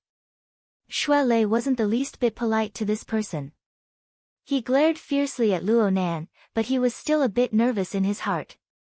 Luo Nan's condition was terrible to the extreme. Not only did Black Beetle have to split his attention to protect Luo Nan, but he also had to defend against attacks from two sides at the same time. Oh right, there was still an elevator. Could it be the enemy's backup? The metal door of the other elevator opened just as Xue Lei was having a headache. Xue Lei was stupefied for a moment, but he managed to correct the direction of his understanding with great difficulty. Senior Sister Tian. The person who walked out of the elevator was none other than Tian Si. This dainty and beautiful senior sister had a deathly pale complexion. Her steps were stiff, and her upper body was in a strange posture. She crossed her hands and clutched her neck. Her strength was quite heavy, and her fingers had already sunk deep into her delicate skin. The enormous pressure caused her mouth to open slightly, and her vermilion lips to tremble. This scene was bizarre and absurd. Due to the existence of self-protection mechanisms, it was impossible for normal people to use this sort of method to strangle themselves to death. However, this was not necessarily the case in a situation where one was under the control of extraordinary power. Shui Lei gnashed his teeth as he watched. You bunch of people. You guys are members of the society. No one paid attention to him. Puppeteer spoke from above the pool, but he was pointing at Tianxi. His tone was gentle and without any distinguishing features. It was as if he was chatting normally. We've met again after a short separation, beautiful. Do you want to say something? Tianxi's lips trembled. Shui Lei's eyes and ears were sharp, but he could still hear her teeth chattering. She could be considered strong if she didn't have a mental breakdown after such a bizarre and savage method fell on her body. With great difficulty, Tianxi managed to squeeze out a few trembling words from her throat. I've been taking the stairs all this time. Everyone on the viewing platform was stupefied. Only Luo Nan, who had fallen to one knee amidst the pain, laughed in spite of himself, though his laughter was a bit shaky. He didn't turn his head. He just raised an arm. It's my fault.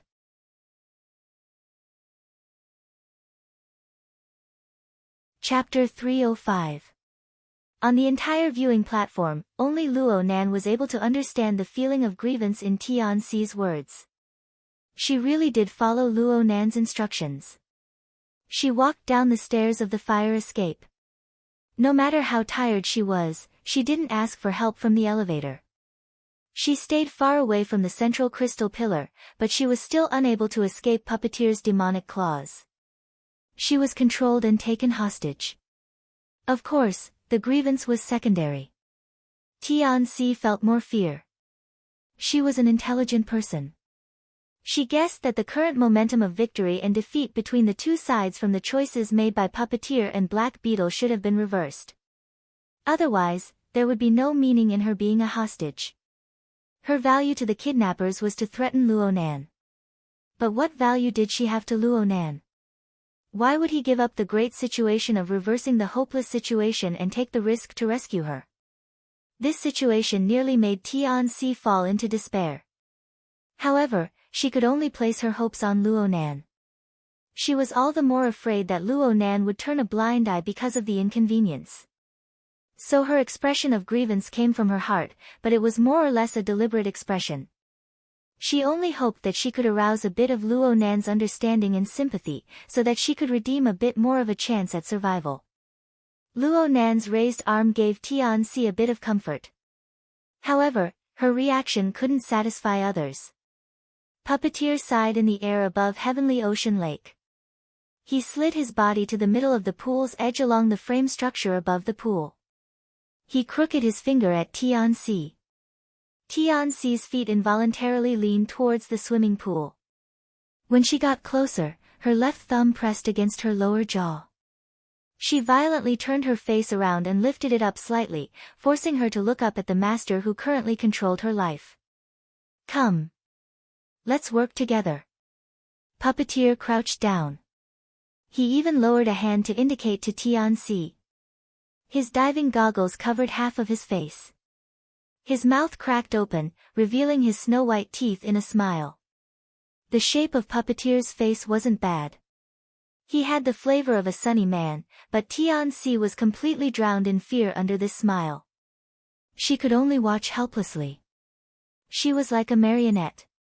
Her entire body was under the control of someone else. She extended a hand upward, connecting it with Puppeteer's palm. Then, she was pulled up. Under the rough movements, she felt that her arm was about to be dislocated. She couldn't help but let out a painful groan, but the sound was quickly squeezed back. Puppeteer used his own hand in place of Tianxi's. He forcefully grabbed her neck and carefully sized her up face to face. He was very satisfied with Tianxi's complexion, which had turned from deathly pale to flushed from fear and suffocation. He took a deep breath in her hair and savored the delicate fragrance of her hair. At the same time, he laughed. Beauty, whether you're willing or not, we're one. Tianxi was really about to suffocate. Right now, she had regained some control over her body, but she could only helplessly move Puppeteer's steel-like arm. She struggled with her legs. Apart from that, she couldn't do anything else. Puppeteer lifted Tianxi's slender neck. His footsteps were light as he returned to his original position. During this process, Tianxi struggled with her hands and feet at first, but she quickly ran out of strength. Her body went limp, and her eyes were filled with despair. At this time, Puppeteer's gaze had already turned to Luo Nan. Even though Luo Nan was still half-squatting at the edge of the viewing platform, not even turning his body around, Puppeteer's eyes behind his diving goggles were firmly fixed on Luo Nan. He wouldn't relax in the slightest. As for Black Beetle, he stood in front of Heavenly Ocean Lake with a cold expression. He blocked the only path to rescue Tianxi. Even so, Puppeteer still felt that it wasn't too safe. He continued, "I must admit that we underestimated your abilities, Mr. Luo Nan. We underestimated your transcendent mental attack. Our plans were ruined. So, we learned our lesson and decided to calmly chat and discuss things. We'll solve the problem. For the sake of ensuring this, I specifically made a safety wire. Thank you for your cooperation, Beauty. Right now, I have a bit of a connection with her on the mental plane. Any experience I receive will be fairly shared with her. In terms of endurance, I have some self-confidence that I can surpass this delicate beauty. An attack that's enough to defeat me has a high chance of defeating the other first. So, right now, I can only hope that the relationship between the two of you is sufficiently close." Having said this, Puppeteer turned to look at Tianxi. "Speaking of which, Beauty, have you two slept together yet?" "No." "That's better if you haven't. Perhaps Mr. Luo Nan will feel that it's a pity." Puppeteer obviously hoped to receive a response from Luo Nan after his excellent performance, but Xue Lei only sent him a gaze of loathing.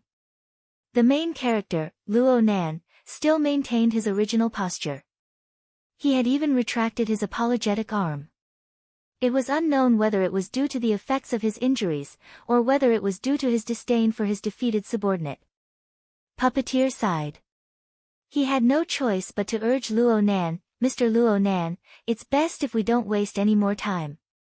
Even if the police are idiots, they should come back to their senses by now. Everyone should resolve this as soon as possible and go home." "That would be excellent." Luo Nan still didn't respond. "TSK. Are all youngsters this cold these days? Then, allow me to warm things up first. I'll play a little trick with my temporary beauty partner." A smile returned to Puppeteer's face. He raised his arm horizontally, placing Tianxi above the water's surface. After breaking through the tempered glass at the bottom of the pool, the Heavenly Ocean Lake will probably be the deepest swimming pool in the world. It's 800 meters deep. I have a feeling that the beauty partner next to me has pretty good swimming skills. She's enough to deal with those cute little kids, middle-aged friends, and older friends. Why don't we give it a try first? Tianxi had already given up on struggling, but as Puppeteer's words entered her ears, the strength in his hand mercilessly increased. He forcefully squeezed out what little potential she had, forcing her to struggle with her hands and feet. She was unable to speak, and her originally beautiful pupils rolled upwards. "Excellent. Beautiful, you have quite the camera feel." Puppeteer laughed even more happily. His hand casually swayed a few times, causing Tianxi to struggle even more painfully. "Let us officially begin. The first act of the hero saving the beauty, action." The water of the Heavenly Ocean Lake splashed as soon as Puppeteer's words fell. A terrifying shadow broke through the water's surface, leaping 6 to 7 meters into the air. It brushed past the soles of Tianxi's feet, and its long tail lashed out. It took the opportunity to slice off one of Tianxi's high heels, and the other fell down amidst her struggle. "Shoes, huh? My other partner is quite protective of the fairer sex. However, I'll tell it that the next step is your delicate little feet. Do you want them to be symmetrical?" The ice-cold water vapor and the scorching killing intent assaulted her at the same time. Tian-Si could no longer hold herself back, and tears poured down her face. She cried noiselessly just like that, and the barrier of her willpower completely collapsed. At the edge of the viewing platform, Luo Nan's eyes were still closed, but his eyelids trembled twice. He exerted strength with great difficulty to support himself against the protective glass. He slowly stood up, turned around, and faced the two fiends head-on, but he still didn't open his mouth. Black Beetle turned his head and locked gazes with Puppeteer when he saw Luo Nan's situation. Both of them thought of the word backlash in their minds. Black Beetle then chuckled, "You're also trash as a director. Are we still in the era of silent films? You're just doing voiceovers. Where's the dubbing?" Puppeteer didn't mind. He gave a light praise, "Good idea." Puppeteer loosened his grip a bit as soon as he finished speaking, allowing Tian-Si's sobs to pass through her airway with great difficulty. They squeezed out strands by strands. Tian-Si's oppressive breath of despair pierced through the sound of the heavenly ocean lake's water. It entered Xue Lei's ears intermittently, causing his teeth to creak. However, Zhang Yingying had given him orders time and time again that he absolutely could not act impulsively. This was to prevent Black Beetle and Puppeteer from taking advantage of a loophole. Xue Lei had no other choice but to grit his teeth. Luo Nan, on the other hand, maintained a calm expression even though his eyes were closed and blood was flowing. He could even be said to be callous. The situation was still deadlocked.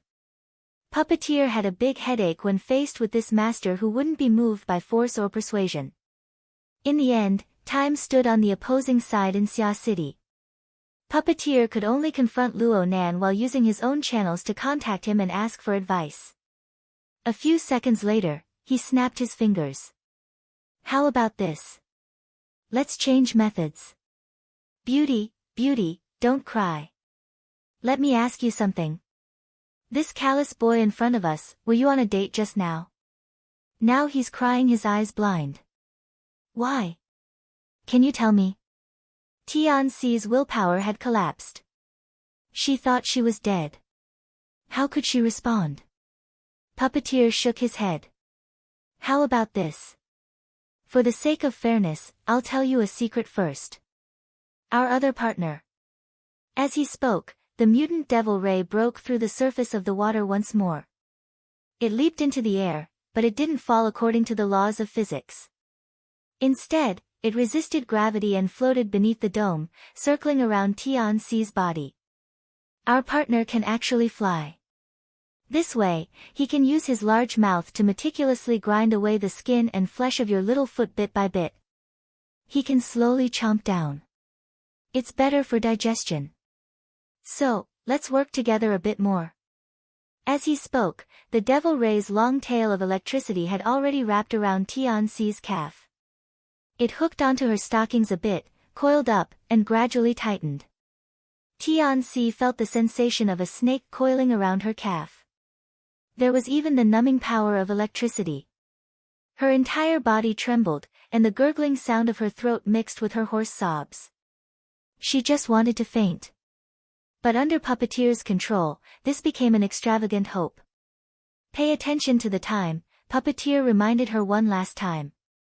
Tian-Si's thoughts were in complete chaos. Fear ruled over everything. It was like the claws of a demon probing into her brain and rummaging. Whatever was inside, it would be pulled out. Because of Gear. Gear is senior sister Qingwen's masterpiece. You can see it here. Gear. That's the society building we went to first, right? Puppeteer tilted his head and continued to ask, "Senior sister Qingwen? Who's that?" "It's junior brother Luo Nan's mother. I have a bit of an impression, but it doesn't seem to be of much use." Puppeteer spoke, but he glanced in Luo Nan's direction from the corner of his eye. Black Beetle stared in that direction with fixed eyes. He suddenly thought of something and contacted someone through his wristband. "Hello, you guys are still in Gear, right? Oh right, it's that society building. Hurry up and prove it." Idiot, isn't it easy to break something, set it on fire, or something? As he spoke, he raised his arm horizontally and turned on the speaker function. He turned the volume to the maximum. A short second later, a loud crashing sound accompanied by crashing noises could be heard. There was no sign of it stopping.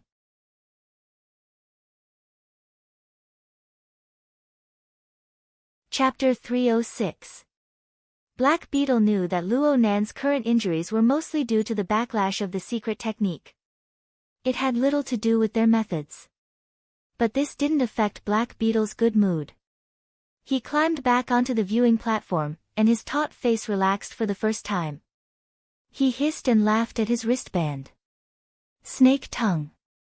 Beautiful snake tongue. I love you to death. Keep going. Keep going. Smash something that looks more memorable. A hoarse male voice came through the wristband's external speaker. Don't try to get close to Snake Tongue if you don't have anything to do. I was the one who did it. Next, destroy the building and smash the outer wall. How about it? Tank, I love you too. Black Beetle was overly excited. His mouth was extremely greasy, and he smacked Luo Nan with the side of his face. He didn't conceal his delight in the slightest. Oh, I'm sorry. I know this move is a bit childish, but it's effective. Especially when I look at your face. This is the expression I want. Luo Nan didn't say anything, but Shui Lei couldn't hold back from cursing. You lowly scum. If you have the guts, let's fight face to face. I'll smash your head flat with 3 punches. Black Beetle's sinister gaze swiveled over. He grinned, revealing his deep red tongue and white teeth. A deep darkness seeped through. That's quite unfortunate. I'm not interested right now. Right now, I just feel that it's a pity. Soon, Black Beetle's gaze switched, and it pierced Luo Nan's face like a poisonous dart. It's a pity that the Hexier malfunctioned today. Otherwise, we could do a live broadcast and see Tank's ability to demolish houses. Oh, I forgot. The wristband works too. Cloud City Water Village's network is quite stable. Luo Nan let out a light breath. He reached out to press down on Shui Lei, who was about to explode. He leaned back against the protective glass and spoke hoarsely, "Stop messing around. What do you guys want to know?" Oh. You finally know how to respond. Black Beetle saw Luo Nan admit defeat. How could he not know that success was at hand? He felt a cool and refreshing air pour down from the top of his head. He felt refreshed to the core. But even so, his miserable experience on the 141st floor was like a volcano crater. It caused a disturbance in his heart. It wasn't enough. It wasn't enough. Black Beetle didn't make a sound. He just slowly smoothed out the tie in his hand and put it back on his neck. He flipped it left and right, gesturing it back and forth. During this time, the muffled sound of someone smashing the wall could be heard from the loudspeaker on the wristband. Even though Luo Nan was holding him down, Shui Lei was still hopping mad. You son of a bitch. You came here specifically to destroy people. Black Beetle laughed involuntarily. Don't be anxious. This is just the beginning. If I don't smash it for an hour or two, I won't be able to see any effect. Ugh. Before he even finished speaking, Black Beetle's mouth suddenly couldn't close. The rest of his words were stuck in his throat. No matter how hard he tried, he couldn't close them. During this process, his face turned red, green, and purple. It was as if an invisible hand of a demon had covered his mouth and nose, isolating him from the outside world. A feeling of suffocation engulfed his entire body. After that, he felt the pain of needles piercing into his brain. His vision went black and red again, and his nerves went haywire. His entire body was stiff and trembling. Luo Nan's voice was like a cool breeze that brushed past her ear. You actually didn't make a safety wire? How unfortunate. Black Beetle struggled in pain. His eyeballs were about to pop out of their sockets. He strove to mobilize his extraordinary power, but for some reason, the mental attack he suffered this time was 10 times more violent than last time. The aftermath of the attack didn't fade. He exerted force with great difficulty, but all he could do was touch his gaudy tie. He grabbed it with force, finding it hard to make any further movements. Puppeteer exploded with a shout from above Heavenly Ocean Lake, "Mr. Luo Nan, everyone, don't act excessively. We can talk this out." Puppeteer saw Luo Nan turn his head to look at him just as he shouted. Puppeteer's blood-red eyes made contact with Luo Nan's heart go slightly cold. Luo Nan whispered, "What do you mean by excessively? Me or him?" Puppeteer adjusted his mood and forced a smile. "There's no need for us to be so intense. This is just a routine investigation. Look, I haven't harmed a single hair on this beauty from beginning to end. I was just playing a joke. I was just trying to scare her, right? Then I smashed my mother's masterpiece. That's..." Luo Nan lowered his head slightly. His body movements were full of exhaustion. It was as if he was organizing his words. "Black Beetle doesn't have the attitude to communicate with me normally. Actually, even now, I don't know what you guys want to do. There's only fighting and killing, humiliation, and damage." Puppeteer cursed in his mind.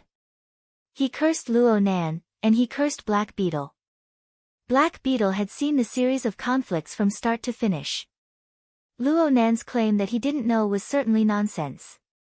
However, it was an indisputable fact that Black Beetle prioritized revenge over obtaining information. In fact, Puppeteer himself rather admired Black Beetle's behavior. On this point, the two of them had a common language. When all was said and done, they didn't take Luo Nan seriously in the beginning. They just wanted to deal with a half-crippled half-grown child once they finished their defenses. Black Beetle's actions were excessively unbridled. Evil karma begets evil karma. In the end, Black Beetle had to swallow the karma. Puppeteer was stronger than Black Beetle in one aspect. He was more nimble. Puppeteer knew that he needed to change his methods. He discussed things with the people behind him, and he revealed a sunny smile. "Mr. Luo Nan, we are both members of the society. I believe that we can carry out a calm and peaceful exchange. I've already told them to stop over at Gear. If the exchange goes smoothly, not only will they withdraw at first notice, but they will also send the best engineering team to restore all the damage done. They will also pay $1 million in compensation. Are you satisfied with this sincerity?" Luo Nan didn't respond, but he didn't refuse. Puppeteer felt that the change in trajectory was a success. His smile grew more and more brilliant. "Mr. Luo Nan, both sides are expressing sincerity. Look at Black Beetle." The corner of Luo Nan's lips twitched. "Is he affecting our exchange?" Puppeteer was a bit startled, but the smile on his face remained the same. "No, he's not affected." Ho! Ho! It was true that Black Beetle's entire body was stiff, but his mind was still clear. His eyes and ears were still useful. Puppeteer's words all fell into his ears. This nearly caused his heart to explode. He exerted all the strength in his body to twist his body, but he lost his sense of balance under the mental attack. He didn't twist his body. Instead, he fell down, his face smashing heavily into the ground. Since Puppeteer had made up his mind, he didn't even spare a glance in that direction. He just muttered to himself, wondering if the safety wire in his hand was truly effective. Luo Nan spoke at this time. "Speak. What do you guys want to know?" Puppeteer composed himself and calculated the time. He smiled and tossed out a series of words. On the night of October 7th, the Society's Xia City branch clashed with the Order of Justice at Frost River Reality on Fudong Main Street in the city center. Branch President Ouyang Chen intervened in the later stages of the conflict. He erected the so-called logic world.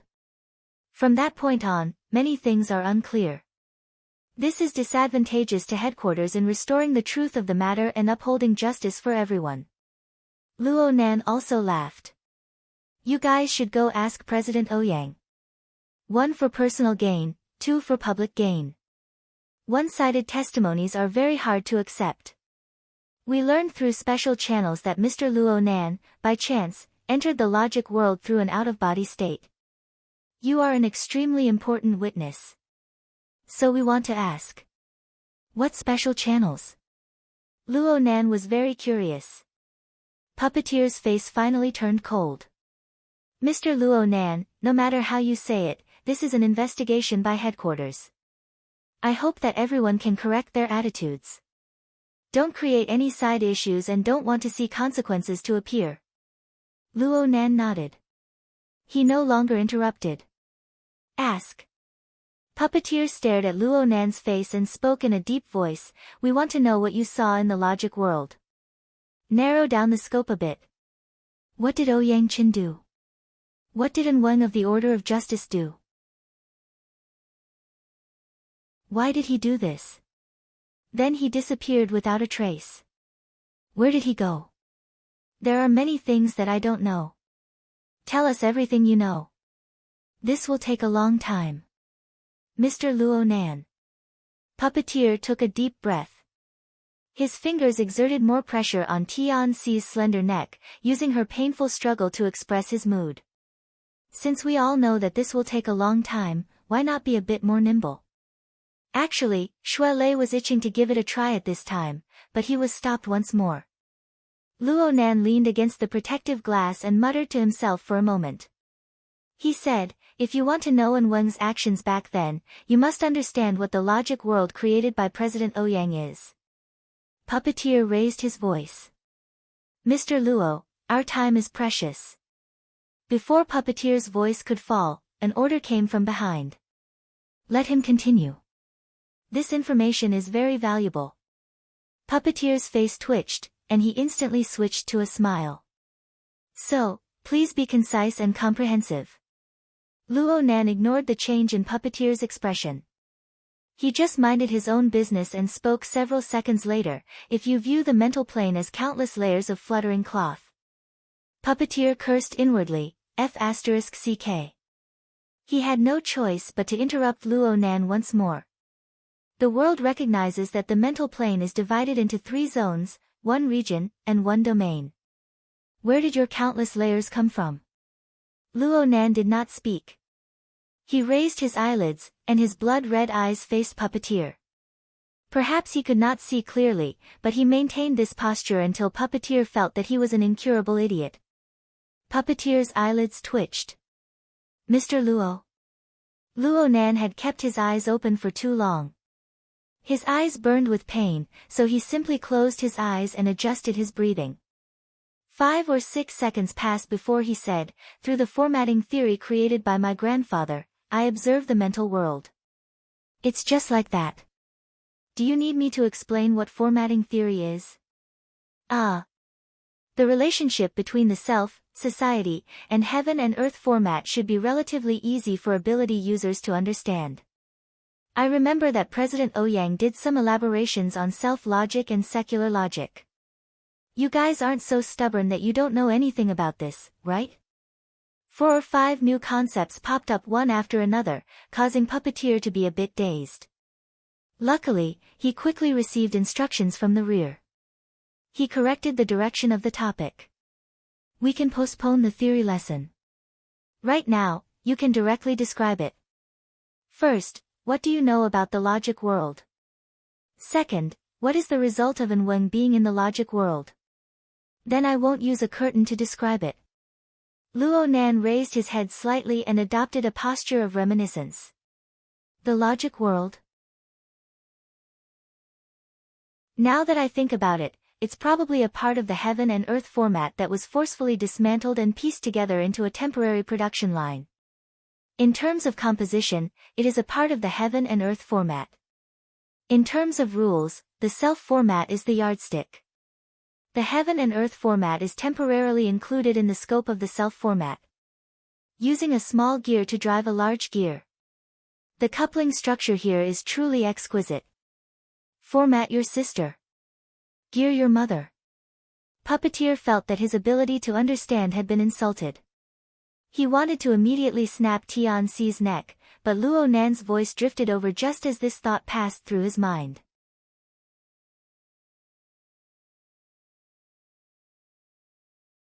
Chapter 307. The mutant devil ray circled back and forth in the heavenly ocean lake. Its developed wing-like pectoral fins stirred up wave after wave in the lake. It looked a bit impatient, just like Puppeteer's current mood. The smile on his face was still there, but most of his muscles were stiff. At this time, a low and cold voice entered his ears from behind, but he did not know where it came from. Could it be that you really hope to dig out something right now and obtain a great merit? There really is a problem with your comprehension ability. Puppeteer's face turned hot, and he wanted to curse in his heart. But just as he thought this, the voice from behind seemed to see through his internal organs. Instead of cursing silently, it's better to think of a way to continue attracting the opponent's attention. Move your mouth. Puppeteer secretly clenched his teeth, but he had just been reprimanded. There was still support behind it, so his heart was able to twist a bit. He slightly moved the muscles on his face and did his best to reply calmly. Mr. Luo Nan can continue. As he spoke, Puppeteer confirmed the time once more. He also confirmed that the recording was on. He made up his mind. No matter what Luo Nan said, he would just let Luo Nan speak. He would just ignore it and go back to analyze it in detail. Formatting theory, right? What grandfather and grandmother? When I get back, I'll make you reveal the color of your entire family's underwear. Luo Nan seemed to truly believe Puppeteer's words. His eyes remained closed, and he spoke expressionlessly, then I'll continue speaking. I just finished talking about the logic world. Next, I can describe an Weng's situation. Finish my ass. Puppeteer's gaze looked down behind the enormous diving goggles. He did his utmost to filter out all information related to Luo Nan, but even so, Luo Nan's voice still penetrated through. It was simply like the whispers of a devil, stirring up Puppeteer's emotions layer by layer. I'm not clear on what An Weng is doing. I can only say what I observe and understand. You must know that the levels of the heaven and earth format are extremely rich. The interference between the material plane and the mental plane can form countless kinds of order frames. Oh, you definitely don't understand this part. Fuck. The devil ray echoed Puppeteer's emotions. Within the heavenly ocean lake, the devil ray forcefully flapped its pectoral fins and wings once more, creating a rumbling explosion. Water sprayed everywhere, drenching most of Tianxi's skirt and stockings. However, she was already completely unresponsive. Puppeteer wanted to kill. Right now, he was incomparably convinced that Luo Nan had done this on purpose. That kid had seized on the fact that Luo Nan didn't understand, to torment and ridicule him back and forth. Alright, did Luo Nan really think that Luo Nan was a Buddha who wouldn't get angry or angry? Luo Nan stopped talking, but he didn't even open his eyes. He calmly waited for the noise created by the devil ray to pass. You want to blow the fuse? Maybe the kid was waiting for you to do that. At that time, my useless protection spell won't be able to protect you. Luo Nan didn't open his mouth, but the rear darkly warned Puppeteer. In the end, Puppeteer concluded with an ice-cold order. Don't let me be distracted by you again. After being reprimanded again, even Puppeteer's anger turned into ashes.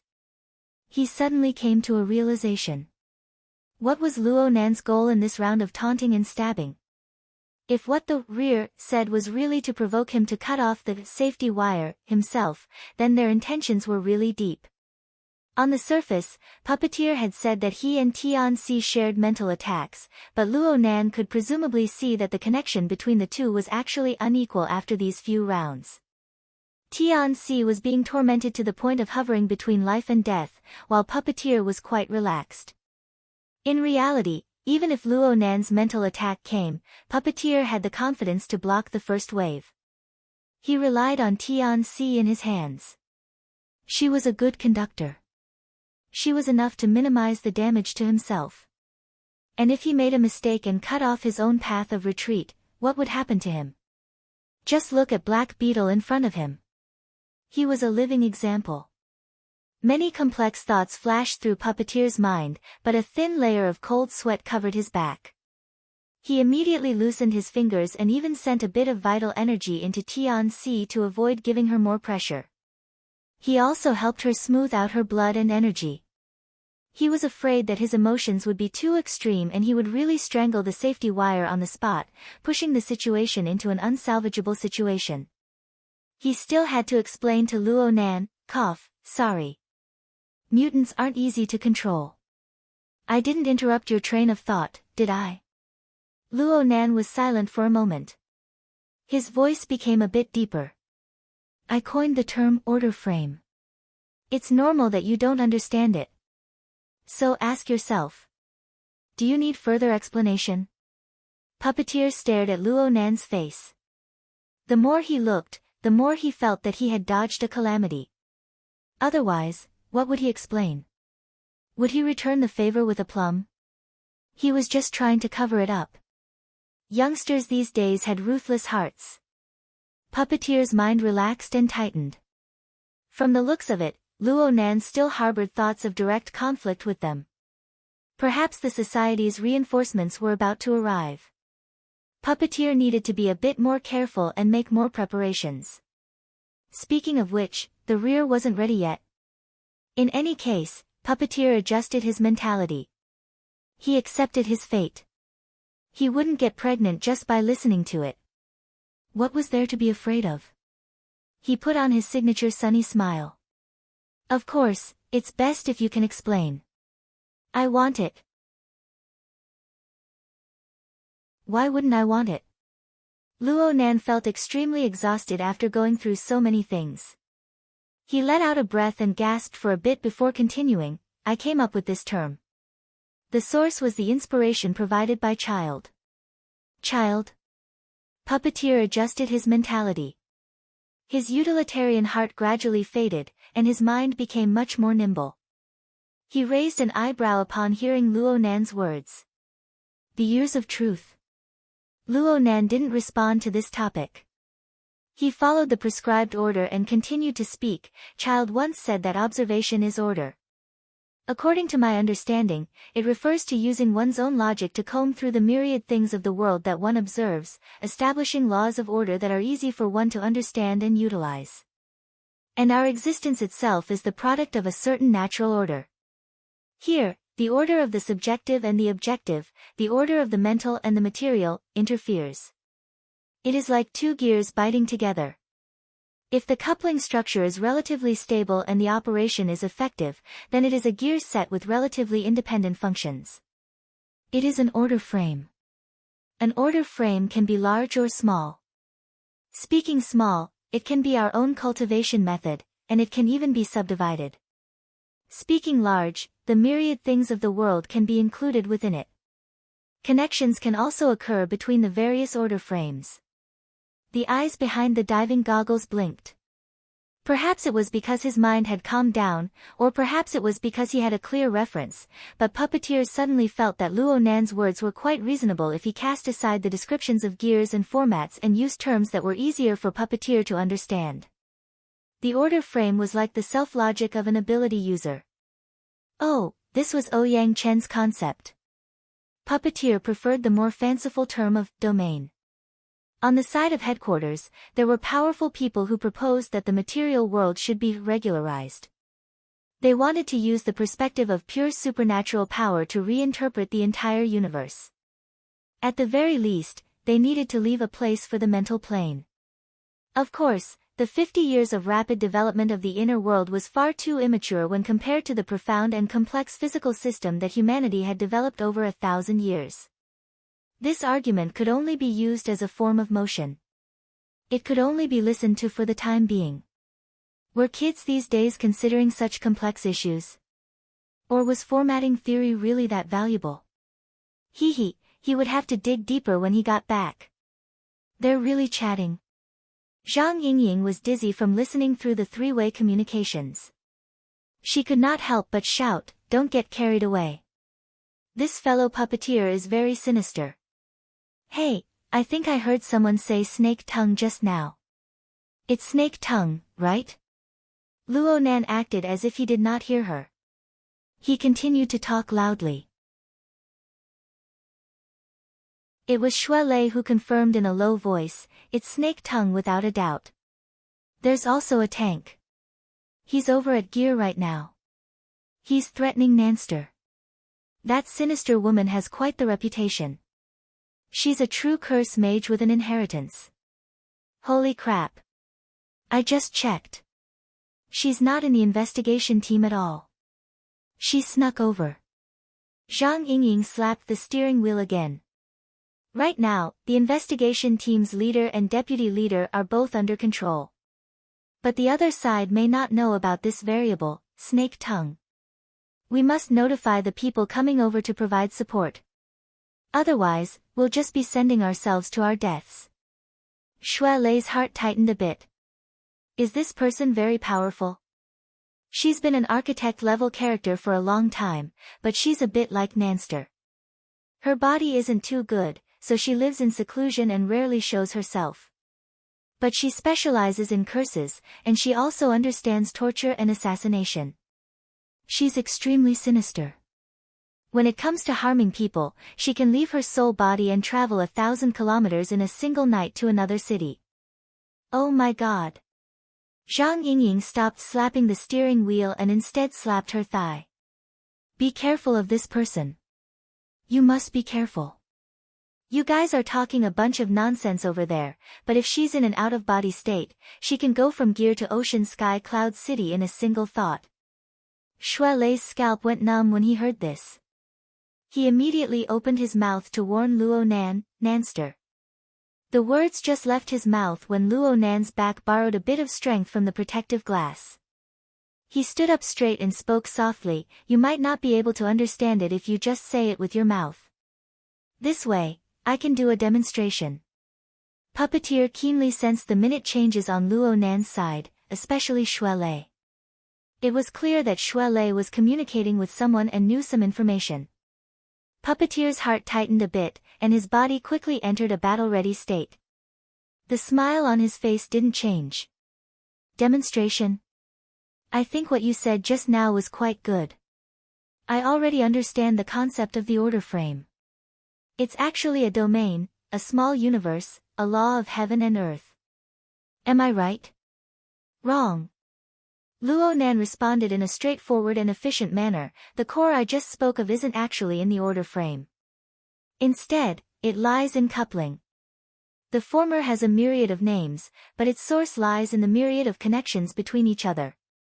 My mother classified these connections as coupling. I think it's quite appropriate. In the end, Puppeteer's blood-red eyes opened into a slit. Deep darkness and stillness were mixed within the blood-red color. His gaze fell upon the fallen figure in front of the heavenly ocean lake. The one who's playing dead is a very typical example. Many black beetles, who had not moved at all, felt their bodies jolt. Their scalps went numb. They felt Xue Lei, who was in front of them, and Puppeteer, who was behind them. Their gazes were like knives as they sliced over.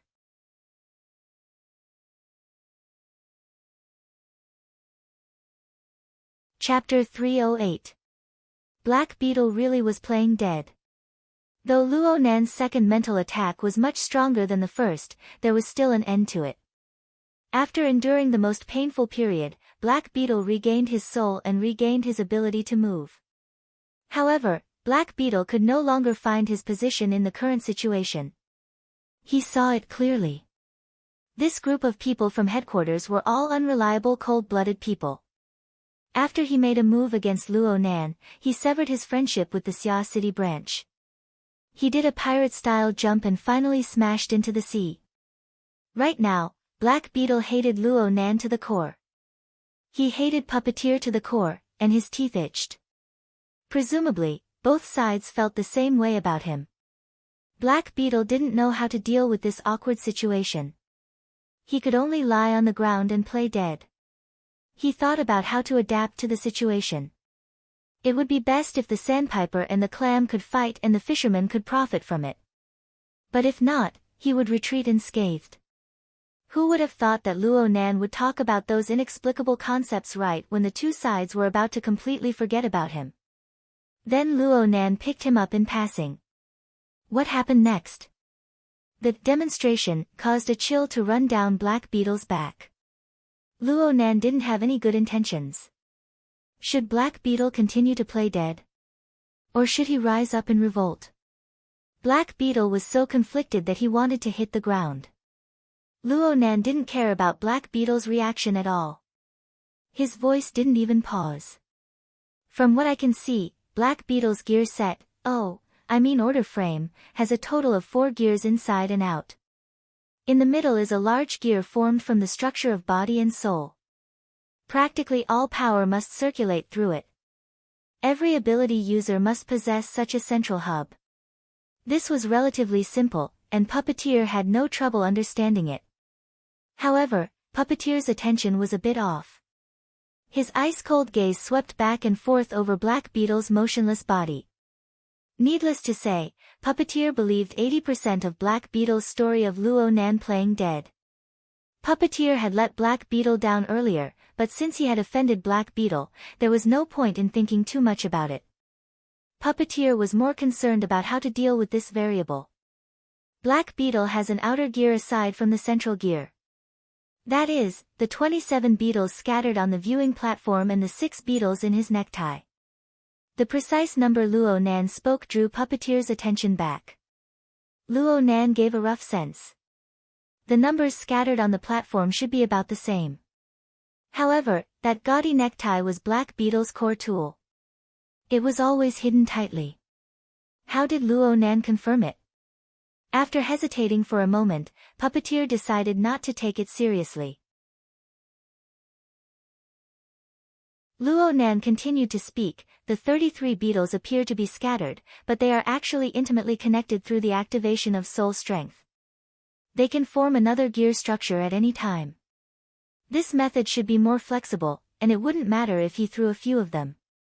However, the material was relatively brittle, and if he really used it, it would probably only have enough power for one attack. Also, his necktie looks pretty good. It should be polished with gears often. What I mean is that he often uses interference force to communicate with his chi. It can be used as a medium for activation, and it's not that fragile, so it should be more practical. It's insect explosion and poison sting. The former is a corrosive poisonous mist, while the latter is a killing move of the flexible sword style. They are Black Beetle's 2 secret skills. Zhang Yingying's voice passed through the wristband to supplement Luo Nan's words. It allowed the stupefied Xue Lei to hear it a bit more clearly. At the same time, Xue Lei could tell that Zhang Yingying's voice was a bit shaky at the end. What the hell? What the hell? Black Beetle was unable to hear Puppeteer's thoughts. He was also unable to hear Zhang Yingying's explanation, but he didn't need to. Even though he was unfamiliar with descriptions like gear and order frame, what Luo Nan said was something that had fused into his blood. It was the foundation of his foothold in this world. Now that Luo Nan had pointed them out one by one, it would be strange if he felt comfortable. Black Beetle was instinctively unwilling to believe it. No, this isn't logical. Oh, think about it. My information is confidential, but the society is a place with openings on all sides. Zhang Yingying and that mechanical woman know my ins and outs. This little bastard probably knew the result long ago, so he used that so-called order frame of his to wrap things up and mess with my mind? Or maybe this kid doesn't care if I'm awake or not. He just wants to use me to divert Puppeteer's attention. The more Black Beetle thought, the more suspicious he became. The more he thought, the angrier he became. He was conflicted in his mind for quite a while, but he still clenched his teeth and made a decision. He would deal with the myriad of changes by remaining unchanged. In any case, his face was stuck to the ground. He might as well just leave his face on the ground. He would just treat Luo Nan's words as farts, and he wouldn't move. At this time, Puppeteer took the initiative to ask Luo Nan, "Didn't you say there are 4 gears? There are only 2. The third gear is a bit different from the first 2. It is independent from Black Beetle's body and soul structure. It's called coupling, but it's more like a parasitic. Parasitism can also be considered a type of coupling. I think it counts." Luo Nan's words were unclear, but they nailed Black Beetle to the ground the instant they entered his ears. Impossible. Black Beetle felt as if someone had used an ice blade to cut open the back of his neck. A bone-piercing chill and pain spread from the center of his spine to the 2 ends. In the blink of an eye, even his toes were covered in ice. Others might be confused, but Black Beetle's mind was crystal clear. What Luo Nan was talking about was his life bug. The source of his ability was a mutant beetle. He had accidentally swallowed it into his stomach in his early years, and it fused with his extraordinary power to build a unique ability structure. He had nurtured it for many years, and the mutant demon bug had already been deeply rooted within his body. It had become the most important foundation of his ability. This was the #1 secret of his life. He had always kept it rotten in his stomach, never mentioning it to anyone. How could Luo Nan possibly know? Unless this kid had a pair of clairvoyant eyes that could see through his internal organs and see through all of his secrets. It was also at this time that Black Beetle recalled the feeling of being transparent and bright, unobstructed and unobstructed. The wind blew through the gaps, and the light shone on the earth. Was there a pair of incorporeal eyes behind this unfathomable sense of transparency? Staring at him all the time, not leaving a single hair behind? Black Beetle's heart beat wildly with this thought. He slapped the ground across his chest, and the aura on his body fluctuated. Everyone present had keen senses. Naturally, it was impossible to hide it from them. This kid is really playing dead. Xue Lei had a straightforward temperament. He shouted out, "Go King die." Even though Black Beetle's face was pressed against the ice-cold ground, it was as if a fire had been ignited at this moment. An explosion rang in Black Beetle's mind, and a buzzing noise similar to tinnitus poured into his mind. This noise was mixed with emotions of fear and fury. It was like a rising flame, incinerating his plan of playing dead into ashes. He suddenly bent his elbows and straightened his body. Whether it was his body or his consciousness, his first reaction was to charge forward and tear apart the demon that had exposed the greatest secret of his life. Xue Lei had been moving forward by half a body's length from beginning to end. Now he took a diagonal step, blocking Luo Nan behind his broad shoulders. Speed wasn't Black Beetle's strong suit, but strange shifting was engraved in his bones. Even though his mind was a mess right now, Black Beetle still instinctively chose to move when faced with Xue Lei's rock-solid stance. With a few slight movements, Black Beetle shifted Xue Lei's center of gravity, and he saw the face behind Xue Lei. A small portion of Luo Nan's face was revealed. He only had one eye, and only a slit could be seen in his eye socket. The deep red color absorbed all the light, and it was pitch black. It transformed into an incorporeal pressure that pressed against Black Beetle's chest. "There's still the 4th gear. I just put it on not too long ago." Before Puppeteer could finish speaking, a gale rose on the half-open viewing platform, and Xue Lei and Black Beetle collided together. Explosions rang out one after another, and Luo Nan's hoarse and weak voice drifted away. It was far away, and Puppeteer might not be able to hear it clearly unless he focused his mind. Puppeteer wasn't sure if Luo Nan was talking to him or not, but it sounded very much like Luo Nan's tone. The 4th gear doesn't belong to him at all. It comes from the outside. At first, it served a defensive function. It was like a lampshade, shielding against mental attacks. But right now, the coupling method has changed. It has changed from a lampshade to a lasso. Black Beetle grunted and retreated. Xue Lei's close combat ability was at least a level higher than his own. Black Beetle had no chance of victory in a direct confrontation. Plus, Luo Nan's voice lingered by his ear without dispersing.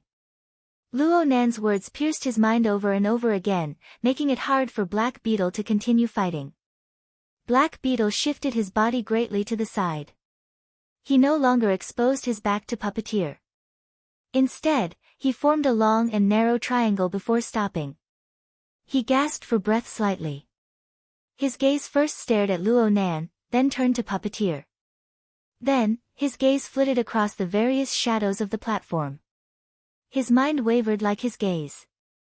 As for Luo Nan and Puppeteer, the gazes cast over from both sides seemed to be quite subtle.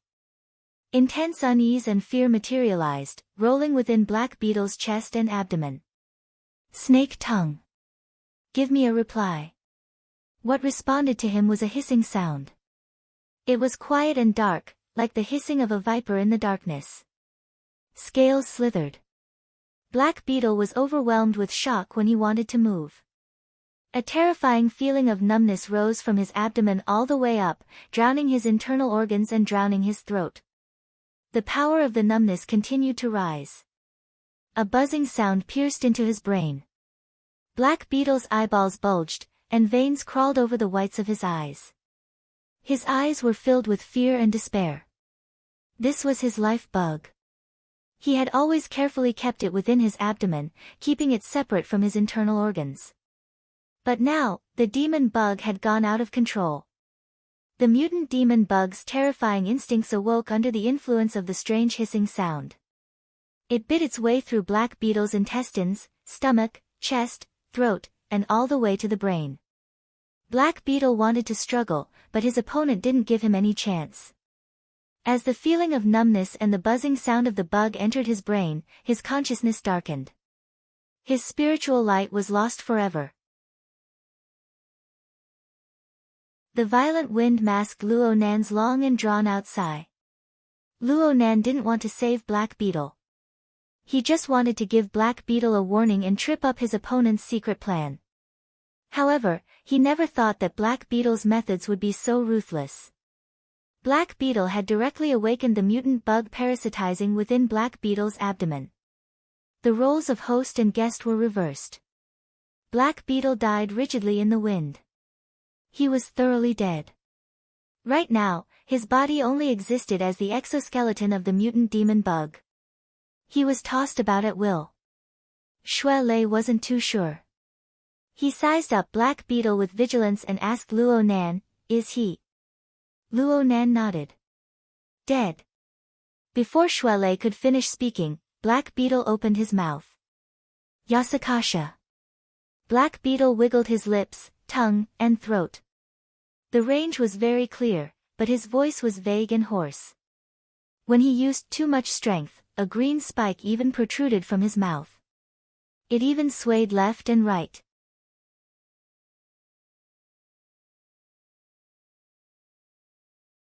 Chapter 309.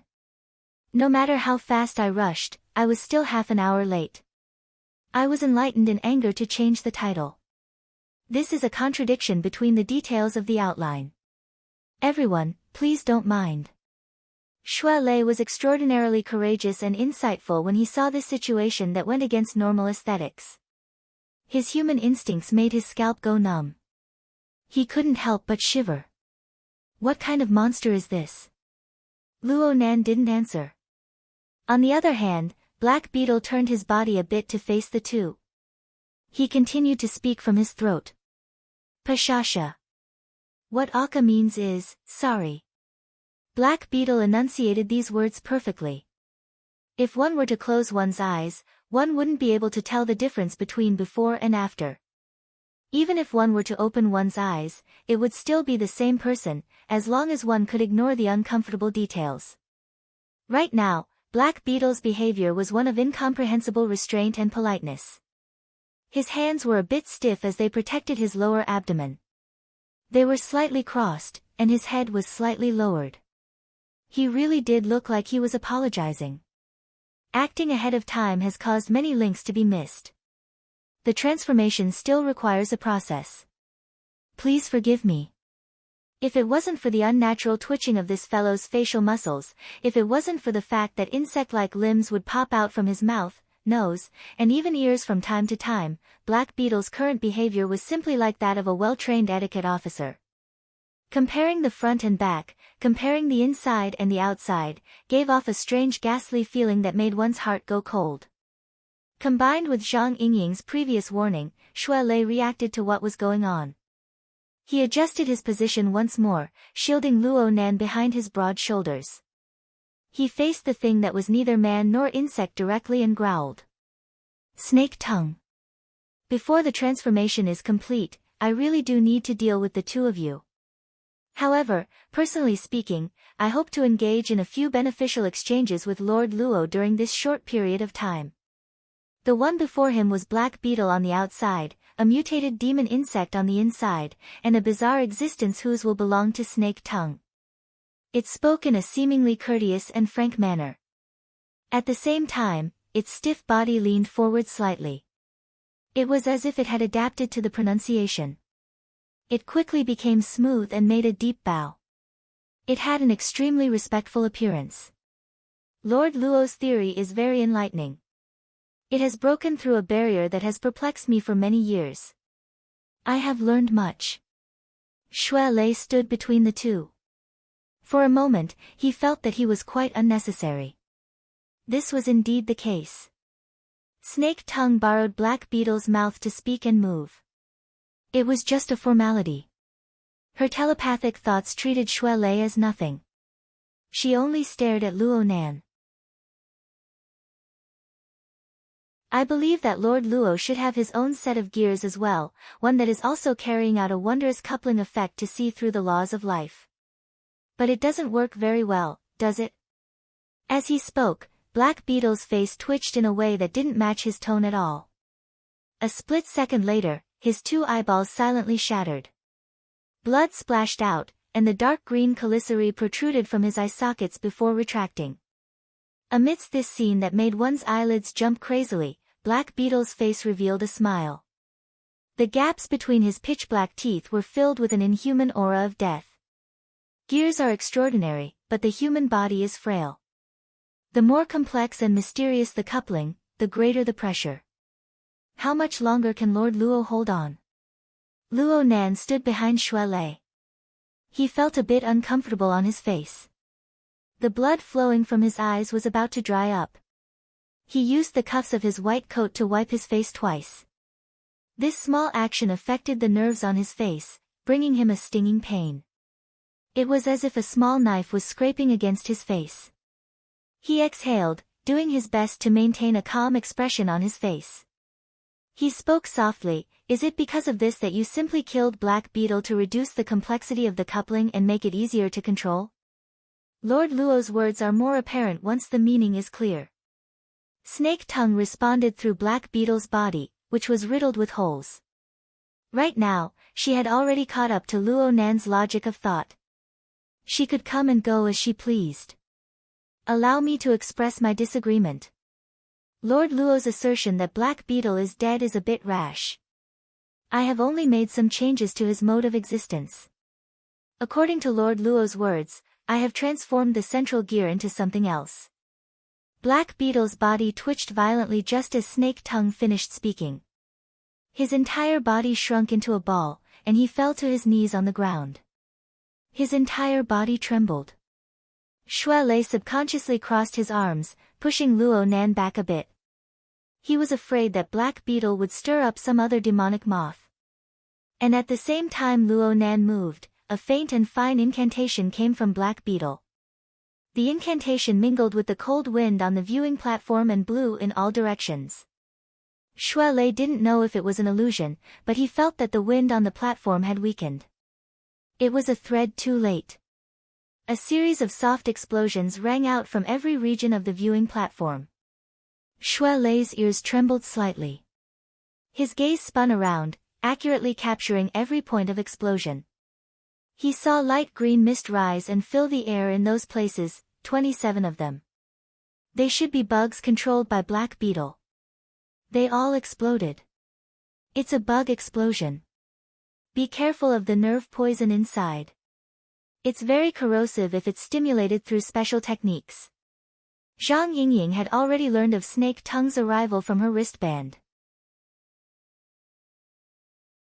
She grew more and more restless, but she had to feign calmness for the sake of not letting these two rookies panic. She endured with great difficulty. Xue Lei's eyelids twitched wildly. It doesn't look like much, but they're coming from all directions. What's the meaning of this?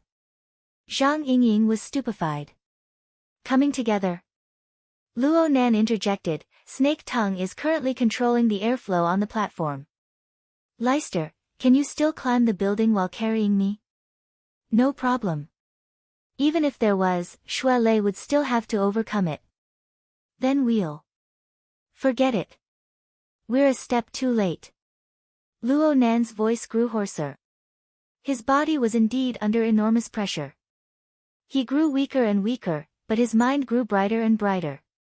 It was just as Snake Tongue guessed. The gears formed a coupling relationship under Luo Nan's roughly formed order frame. Perhaps it wasn't smooth, but it was enough to give birth to a spiritual light that illuminated the inside and the outside. There was nothing it couldn't reach, so much so that it possessed astonishing foresight. Unfortunately, Luo Nan's lack of experience in fighting enemies meant that his reaction was a bit slower when facing Snake Tongue, a spellcaster with treacherous and unpredictable thoughts. The frigid airflow on the platform had already become tame and docile under the control of the fine incantation. It spun, sending the light green poisonous mist that was scattered all around. The mist pressed down on Luo Nan and Xue Lei's positions in layer upon layer. Looking at it from afar, it was as if fine muslin was coiled up. It floated in the air and didn't disperse. It converged into a curtain and surrounded the surroundings. It didn't even let the area outside the platform go. It sealed off Luo Nan and Xue Lei's paths of retreat. Xue Lei looked around, and the veins on his forehead throbbed. He had the mind to use the wind from his fists to break apart this layer of poisonous mist curtain, but he thought about Snake Tongue's marvelous wind control spell technique. He was afraid to shoot at the rat for fear of breaking the vases. He might not be afraid of this poisonous mist with his mastery of the talisman realm, but what about Luo Nan? It was impossible for Luo Nan's body to withstand this torment with his bones. Snake Tongue's move was played down, but it poked at their weak spot. What should they do now? Wait for the poison to evaporate? Don't look at this half-open platform. Snake Tongue's wind control technique made this place no different from a completely sealed room to them. This wasn't the end. Xue Lei's eyelids twitched again. He saw a black beetle, who had just fallen to the ground twitching, slowly crawl up from the ground.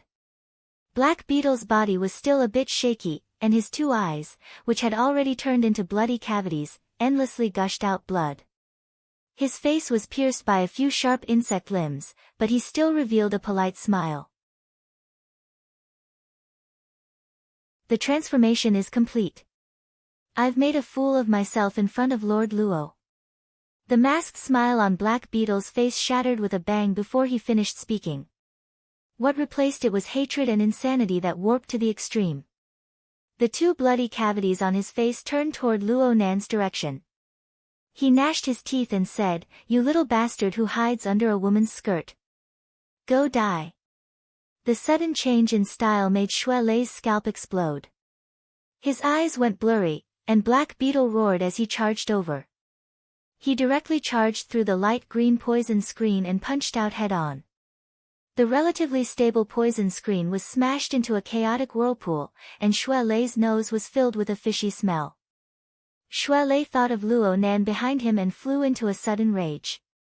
His majestic body actually swelled a size in midair amidst his fierce shout.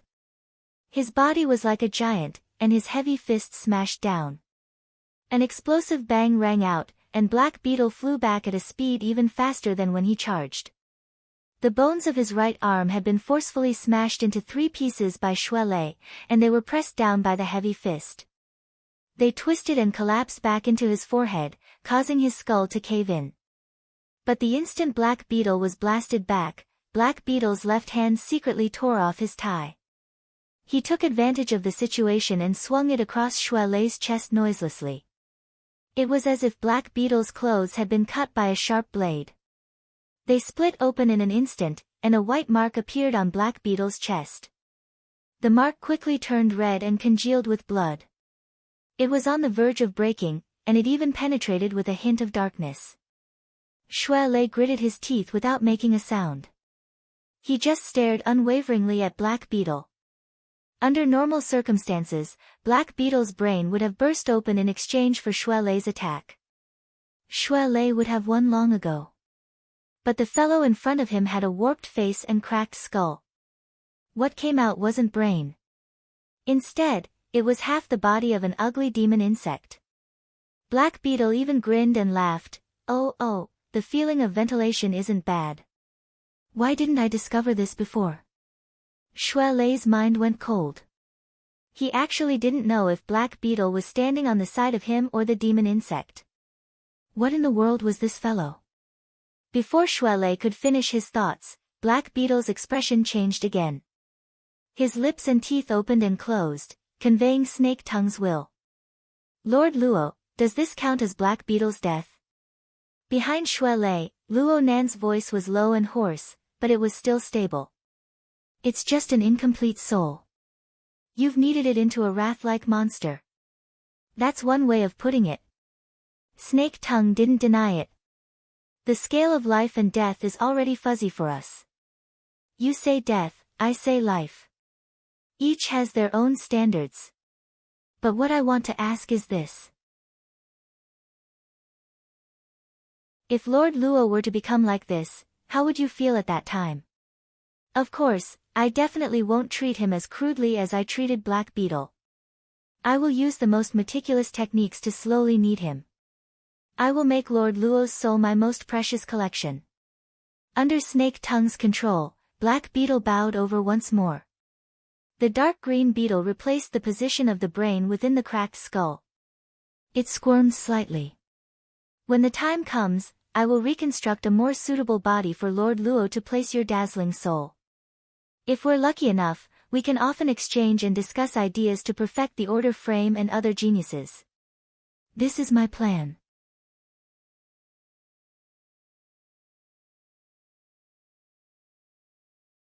Chapter 310. Luo Nan didn't respond to Snake Tongue's polite and respectful attitude through Black Beetle. He leaned against the protective glass. His eyelids drooped, and his breathing was rapid. He gave people the feeling that he was growing weaker.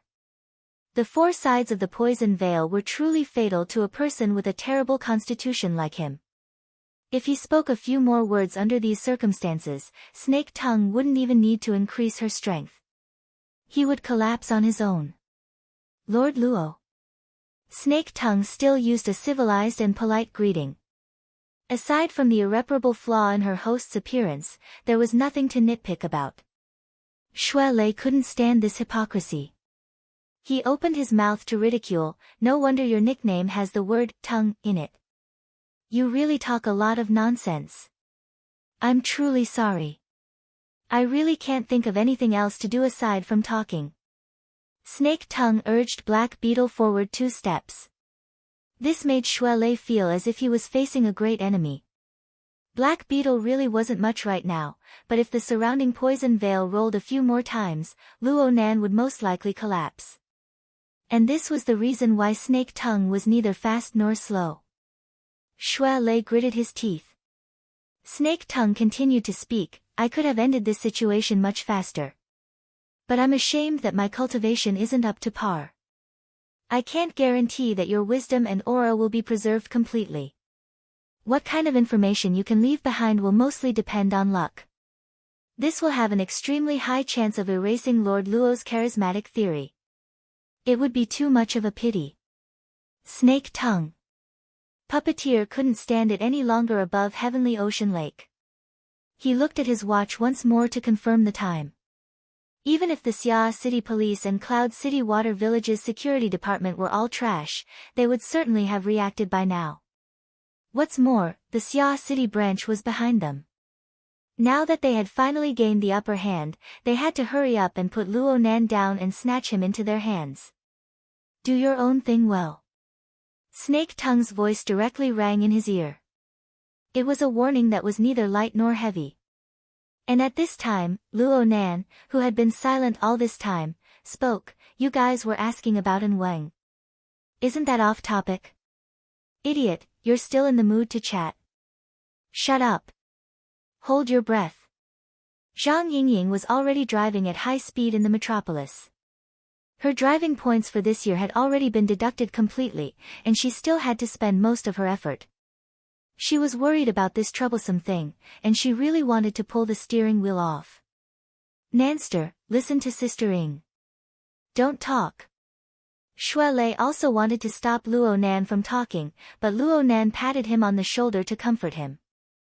Black Beetle continued to act as a mouthpiece, helping Snake Tongue and Luo Nan realize the conversation.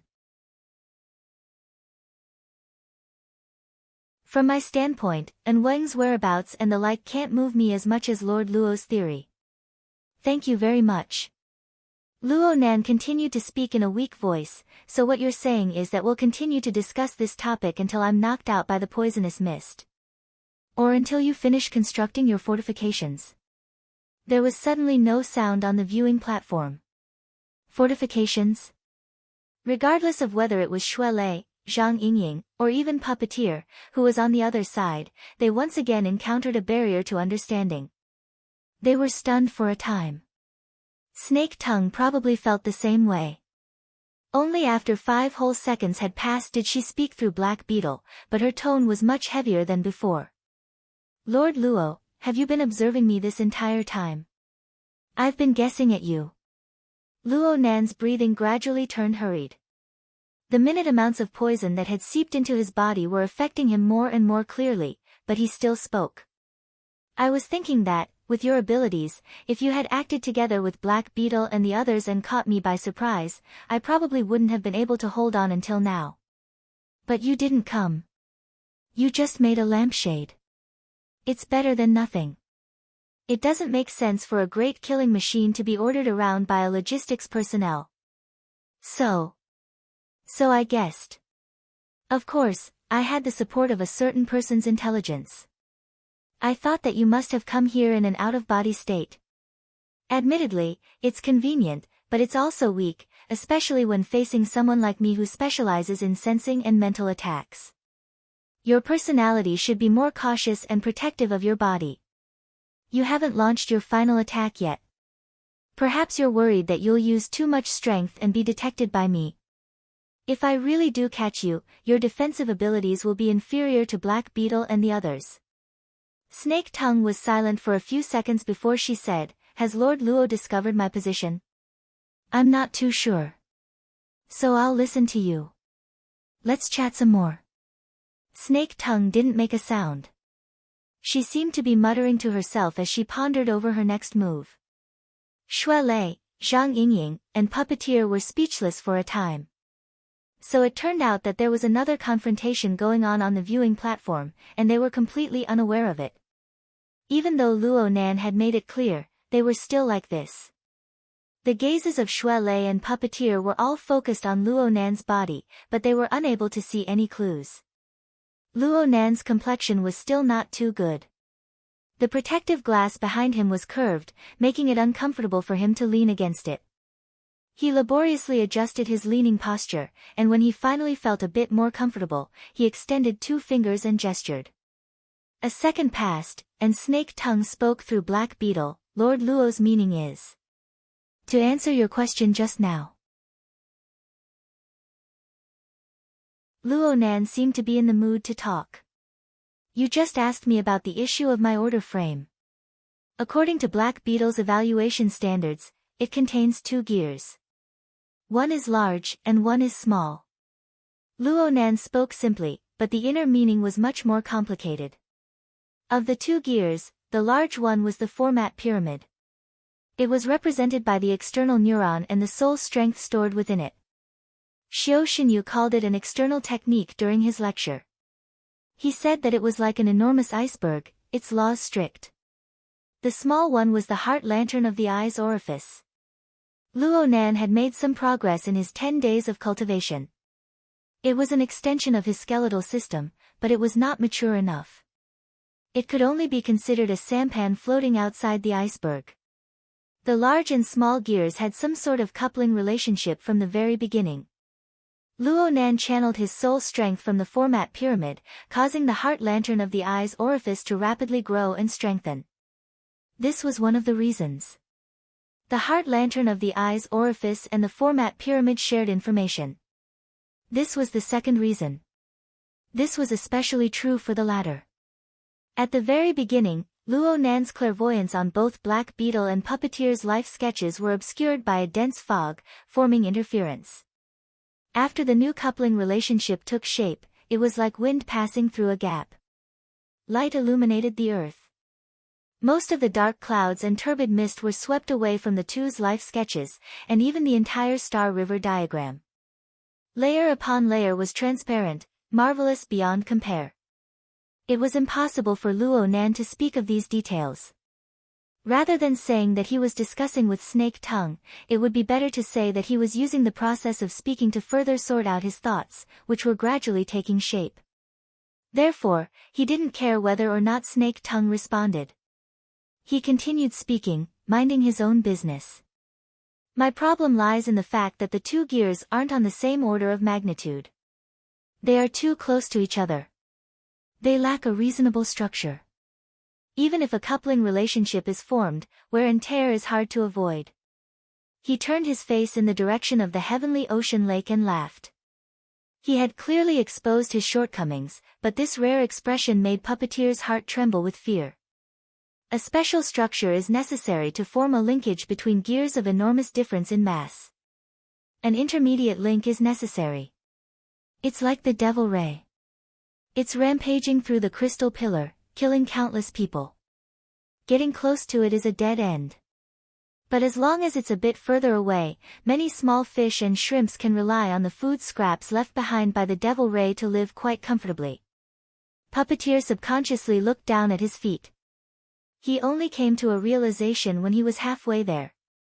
This topic had gone way too far. Even Snake Tongue was a bit unable to keep up with Luo Nan's rhythm. In the end, she could only let out an unclear sigh. Lord Luo, when you use your unique way of thinking, it truly makes one revere you. However, we are still mortals in essence.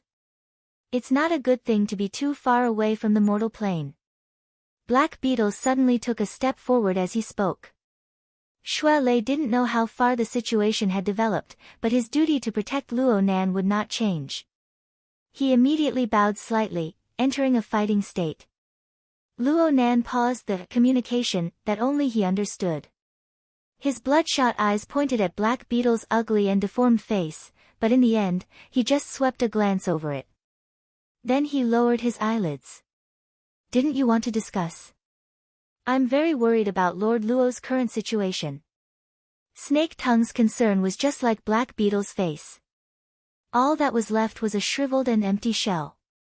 As she spoke, the light green poison screen silently closed up toward the center. The range was very small, and it was extremely cautious. Black Beetle also pushed forward. His speed wasn't fast, but his center of gravity shifted erratically at any time. It was 70 to 80% of Black Beetle's peak state. Xue Lei had to pay attention to the poison screen and smoke, and he also had to lock onto Black Beetle. He also had to worry about Luo Nan's state. His mind was divided. It was truly exhausting. Xue Lei heard the clear sound of Luo Nan's breathing behind him at this time. He was startled. He turned his head to look, ignoring Black Beetle's movements in front of him. Black Beetle seemed to be stunned as well. He actually didn't take the opportunity to launch an attack. Luo Nan didn't care about what the others were thinking. He took a deep breath and slowly exhaled. He didn't avoid the toxic environment surrounded by the poison screen and smoke at all. He subconsciously moved his lower jaw during this process, waving away the numbness on his face. The main component of Black Beetle's bug explosion poison should be a polypeptide neurotoxin. The possibility of it being ISTX-3 is a bit higher. It is transmitted through the bloodstream and acts directly on ion channels. It possesses an extremely powerful paralyzing effect. However, black beetle has done a great deal of modulation in order to increase the efficiency of the effect. This has increased the possibility of respiratory tract infection, but it has also reduced the toxicity. Luo Nan didn't even raise his eyes when he spoke to this point. He laughed. Does this count as being on the secular level? Ms. Snake Tongue, we agreed to discuss this. It's not good for you to leave midway. Snake Tongue found it hard to conceal her astonishment. Lord Luo has done research on neurotoxins. I've taken a lot of medicine. I can resist it a bit. That being said, Luo Nan would have been in big trouble today if he didn't have the foundation of the container format and the opening of the eye's orifice to stimulate the functions of the human body as a foundation. He definitely wouldn't be like he was right now, breathing out poisonous gas, scaring people, and playing around. Luo Nan leaned against the protective glass and switched to a more comfortable position. He wouldn't tell Snake Tongue that half of his body was covered in numbness. He would tumble if he took a single step. However, his nervous system was in an abnormal excited state due to the stimulation of the neurotoxin. This was what he needed the most right now. You're tuning into the Blissful Bookshelf YouTube channel. We're so grateful for your support, and don't forget to subscribe to join us on this incredible journey through captivating stories. Your generosity through donations truly makes a world of difference, as it's the primary source of revenue that allows me to expand and enhance this channel for you. Thank you from the bottom of my heart for being a part of this adventure.